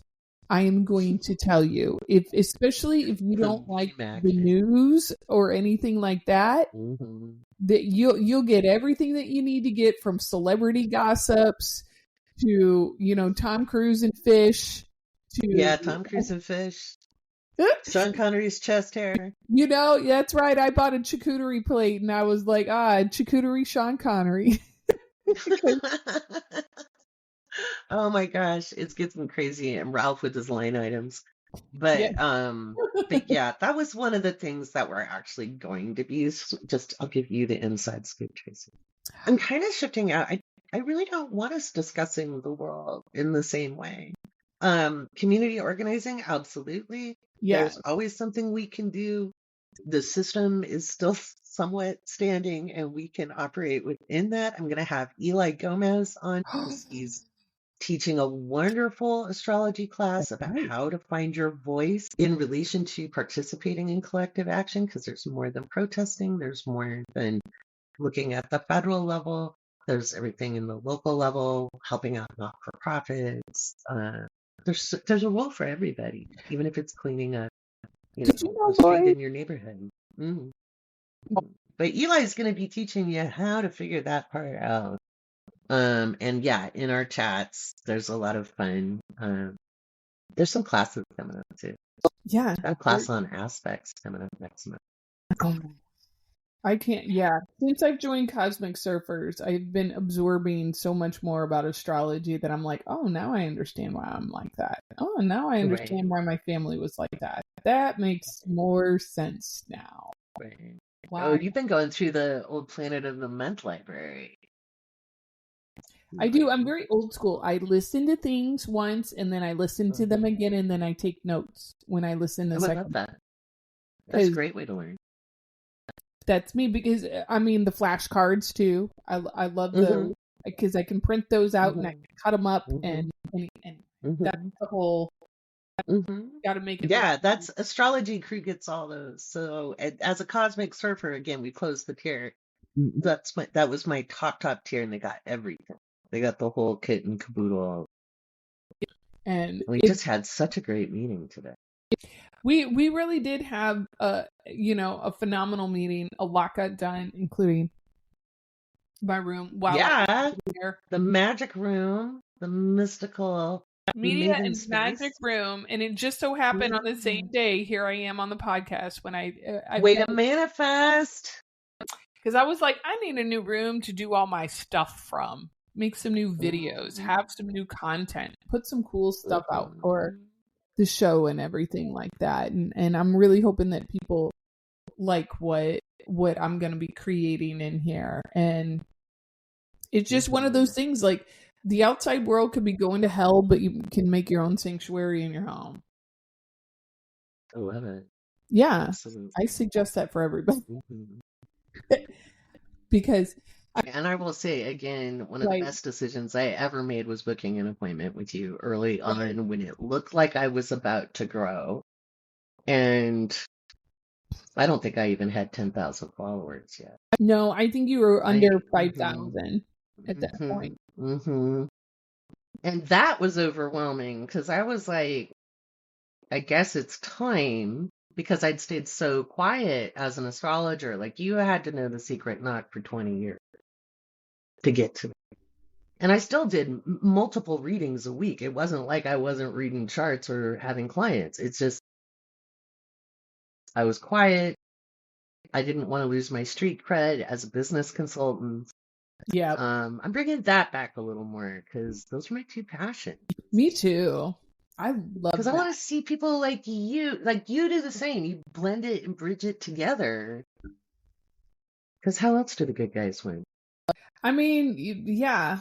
I mean, how else? And honestly, like, how else is like a CEO gonna understand what's going on, the dynamics between like people in their C-suite and things like that? And I'm like, let me tell you, and sometimes it's like he triggers her trauma from her father when he was growing up because he's a big bad fucking bully, and she just, like, that's what's going on here. And they're like, well, how do we stop that? And I'm like, well, separate them. Or whatever. Right. Put them in their corners. Yeah, it's right. Like, I'm like, me and Laurie are like the HR, like, we will tell you what to do, that your like HR will like be scared to tell you what to do. Right. But I also like, I also like that feeling like I have, like, I'm the mirror on the wall in the room and I get to see it all without anybody noticing I'm there. Scorpio rising, right? Scorpio rising, yeah. We will sit and observe. People think we're not paying attention. People don't notice us there. Sometimes, but yeah, it's gonna be wild, and I'm here for the ride. You're here for the ride, and absolutely. That's cool. So we are in for the ride, and you guys can join Tracy on the ride by going to the show notes and signing up for a class. You can join our Patreon and you get a special juicy discount. I'm a member of Tracy's Patreon. I don't get into the Patreons as much because I'm usually having to mind mine, but I support you fully. Yes, the juicy stuff will be there either which way. Whenever you're able to pop on in. That's right. I'll have you in there. And it's a much funner environment than other places. So come on down, y'all. Absolutely. Alrighty. Thank you, Tracy. And we'll have you on again. So again, Patreon is a great way to sponsor people that you really love what they do. And I am a patron of many. I don't always get to see what's in the Patreons because I'm busy doing my own stuff. So I don't always get to enjoy being a patron. But Tracy St. Croi is somebody I'm a patron of. So, that I have joined many of my patrons' Patreons because I love supporting people and see them becoming successful. So again, you can check out Tracy's stuff in the links in the show notes.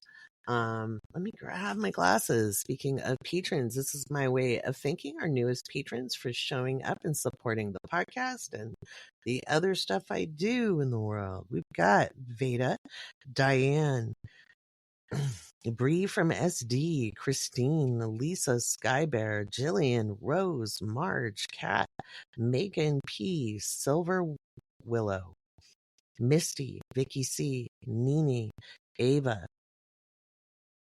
Did I say Ava? I did. I said it right. Ava, Energy Mujer, Tara, Amy, Matthew, Becca, Rachel, Heyari, Erin, Deborah Lynn, Stephanie, Tiara, Erica, Talon, Sue, Tanya, Lisa, Denise, Jen, April, Danelle, Gina, Meredith, McKenna, Carolyn, Griselda, Ms. Laura Dubs, Haley, sorry, Mama Lisa, Mouse, Brooke, Amanda, Meg, Heather, Tootie, Kim, Christine, Leslie, April, Debbie Z, Maria, Gabby, Alexis, Holly, Erin, Zoe Z. I think that's how I pronounce your name, Zoe Z, and Brianna. And I want to give a big shout out to Casey, who has had her baby. And we have a new little astrologer who was born with Belzon. And we've been anxiously awaiting his arrival into the world. So congratulations, Casey, on becoming a new mama. And we look forward to hearing how it's going with Big Brother. So looking forward to your updates in the Patreon. All right, let's listen to Tracy. All right, let's talk about how we can manage the energy of the week. Okay, and we're going to talk a little bit about grounding strategies depending on your signs. Okay, and because I think it's really, really important to understand that not every single person is going to be able to manage energy in the same way. There are many different kinds of energy workers, and there isn't a single technique, a single tool that is going to be a one size fits all. So we'll talk a little bit about that coming up next. All right, as we head towards Mars moving direct, there's going to be a burst of energy. Okay, regardless of outer world circumstances, if you are sensitive to energy, and most people actually are, and it translates into emotions or even physical effects, like you might be more clumsy that day, you might be a little rattled, you might be more distractible, you might be more emotional that day. There's bound to be some interesting happenings in the world that capture our attention away from the things we need to do and the things we have planned. Okay, so there's probably going to be some kind of event. Anytime a planet stations, there's a representation of some kind of event. We're used to Mercury. It happens a couple times a year. That's coming up in March.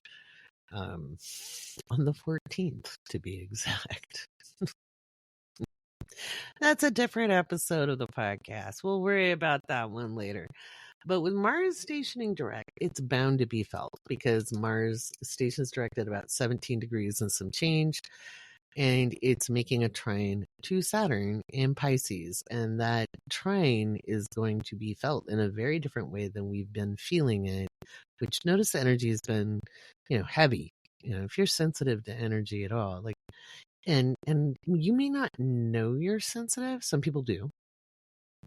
Whether you see things or you feel things, maybe you consider yourself an empath, or you're not great in crowds, or you have to be careful of the crystals you wear, or you have very strong dreams, etc. There's so many different ways we can be sensitive to energy. Might just feel off or rattled, or we might have, the ringing in the ears, or etc. Or headaches, or food cravings, or being off food. You can be unsettled in many ways. And it's easy enough to say ground. Okay. And I was having a conversation with a friend who is an energy worker, and they were talking about what they do. And I said, well, yeah, you can do that. You have these placements. But for somebody like myself, those techniques don't work. And that's, either you've got a lot of water in your chart, or you've got a very prominent Neptune placement. A lot of the glib rounding techniques, like wear earthing shoes. I'm like, bitches, I can feel the earth through combat boots. What are you talking about? So if you're super, super sensitive, then this is a time you're going to want to take some precautions. So very quickly, because this is a very long episode, and I spent so much time editing. Okay. I spent like the last 3 hours editing this podcast. So it's just where it's at. You get an extra long podcast this week. You can watch it in chunks or listen to it in chunks. I'll have different segments up as separate posts in the Patreon, some for all members, including free members, some for paid members. We'll see where this goes, right? But anyway, so I'm just going to do a quick rundown by the elements. Okay, so if you have a lot of fire in your chart, you might find that you're either you might be a little more plucky and more excitable once Mars goes direct. Okay, you may be ready for bear. Okay, if you've got a lot of fire in your chart. When I say, do you have a lot of fire, that would be your sun, moon, Mars, and rising. Okay. I can't give like in super specifics because it would make this podcast like 10 hours long. I'll do a patron only post on this. But if you got a lot of fire in your chart, you want to be careful and be as mindful as possible on the 23rd when Mars station's direct. It'll be in the evening. You could be a little more klutzy. You may just like suddenly have all this energy that you need to take out. You may be, like I said, you might be a little plucky, you might be a little feisty, you might be wanting to, take it out on somebody. Take a breath before you do that. Ask yourself, what's my objective? That's one of my favorites. I have a fire sign Mars, and I was very, very feisty. If you guys think I'm spicy now, you should see me when I was young. Yeah, she had a mouth. But I've learned to be like, so what's my objective? What's my objective before I take any action? If you have a lot of earth, then for you, you feel things very differently. You might be very tired. And if you've been really tired or really kind of just exhausted from it all, you may feel stubborn and resolute when this energy happens. You may be like unwavering in your position, like immovable. And you may want to punch through a wall. You might feel a little like Hulk, like smash. So it's a good idea, to, again, I like thinking about the objective for Earth, though. You might just be better off wearing some crystals and not amethyst. You want to have something, and I love amethyst, don't get me wrong. But if you're super sensitive with the moon, with the energy that's coming up on the 23rd, amethyst may not be the one to wear. Rose quartz could be a lovey-dovey, good feeling one. But you probably want to wear something a little more heavy duty, like black tourmaline, black obsidian, some onyx. Just give yourself a little protection there so you're not doing things that you might regret later.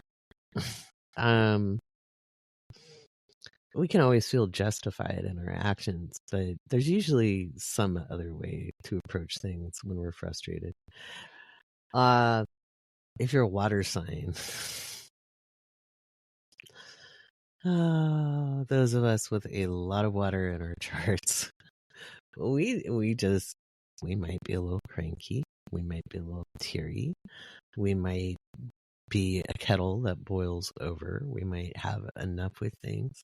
Obviously, getting into a tub is a great solution for both earth and water signs. Tubs are great, showers, something to just move the energy. I will also suggest something like hematite.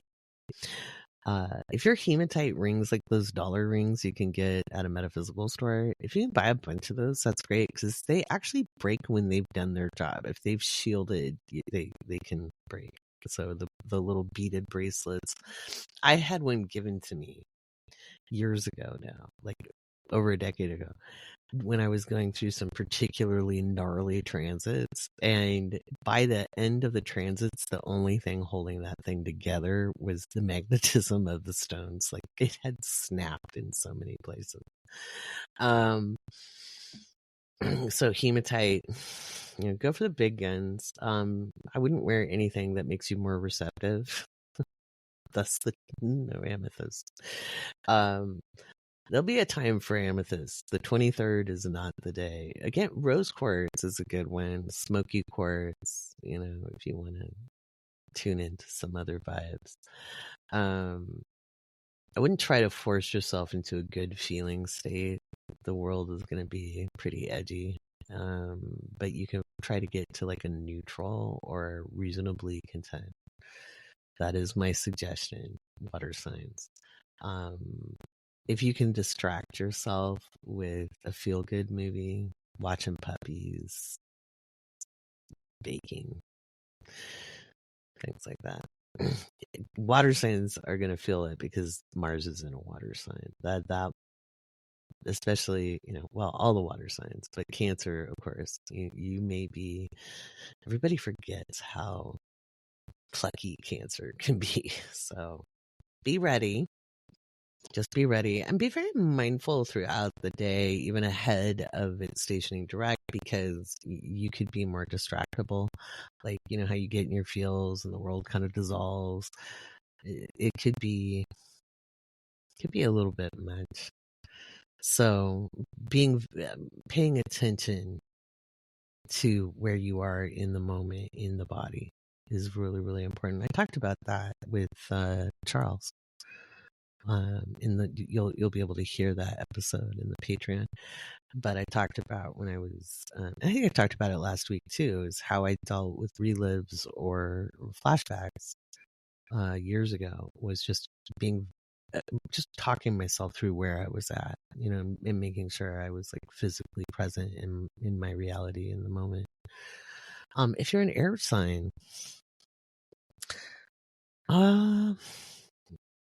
if you're an air sign, you may feel propelled to take action. You may be very quick. I kind of want to run before you can walk with this energy with Mars stationing direct. You'd be like, it's here. Finally, I can move, go slow, be mindful with your actions.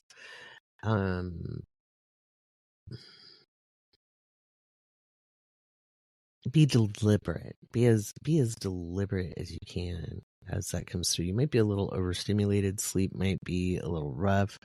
You might want to look at making sure you have like a good herbal tea that calms you. And chamomile isn't always it, especially if you have like heavy air placements or really strong Mercury in your chart. Chamomile can actually overstimulate you. I'd tell you to watch the caffeine, but I know better. I wouldn't try to ground like all the way down to the ground if you have a lot of air in your chart. It's you're going to ground a little differently. I would say come to center. Come to center. In the Patreon, I've got a come to center meditation. So there's that. And of course, if you're in the astrology crew in the Patreon, we have our meeting on the 23rd of February where we basically talk astrology, and you have so many resources. You have the entire Planet of the Month collection that is, of course, the planets, all 12 that we went through, and plus Chiron and the nodes. And then and there's extra content in there. There's just like there's so many hours in there. It's way more than 24 hours worth of content, because I went through planetary bodies, and then I went through houses. But there's a lot of content in that library. So I suggest you read through all the resources you have available and bring your questions. We'll talk shop, we'll talk astrology on February 23rd. And I'll get you prepped for the aspects class because I'm super excited. I might give you a sneak preview. That'll be super fun. So keep your eye out for the Zoom link for that. And I will share my slides because I have a cool way of explaining orbs now that's like super visual. And I'm very, very excited to be able to show this because it's kind of a hard thing to teach conceptually when it's a really spatial thing. So I found a way to visually represent it in a way that should help make it make sense in a really impactful way. So I'm excited about that. So to recap, it's going to be a heck of a week. Find a way to soothe yourself in a healthy way. And by healthy, I mean it doesn't directly harm you. If you need to have a little schnapps in the cocoa, and that isn't a harmful thing for you, fine. If you need to check out and play a video game, fine. Not to your detriment. Okay. The world is going to look like it's gone cuckoo for coconuts or Cocoa Puffs, right? Cuckoo for Cocoa Puffs, Gen X reference. It works out. It all works out. Just hold tight. Okay. Find ways to be present and to really double down into what matters to you that you can do something about. And part of how we do that is we be present. So I'll go through the signs in the Patreon because, again, this is a really long episode. I want to thank you for tuning in. And may I help you get through the week.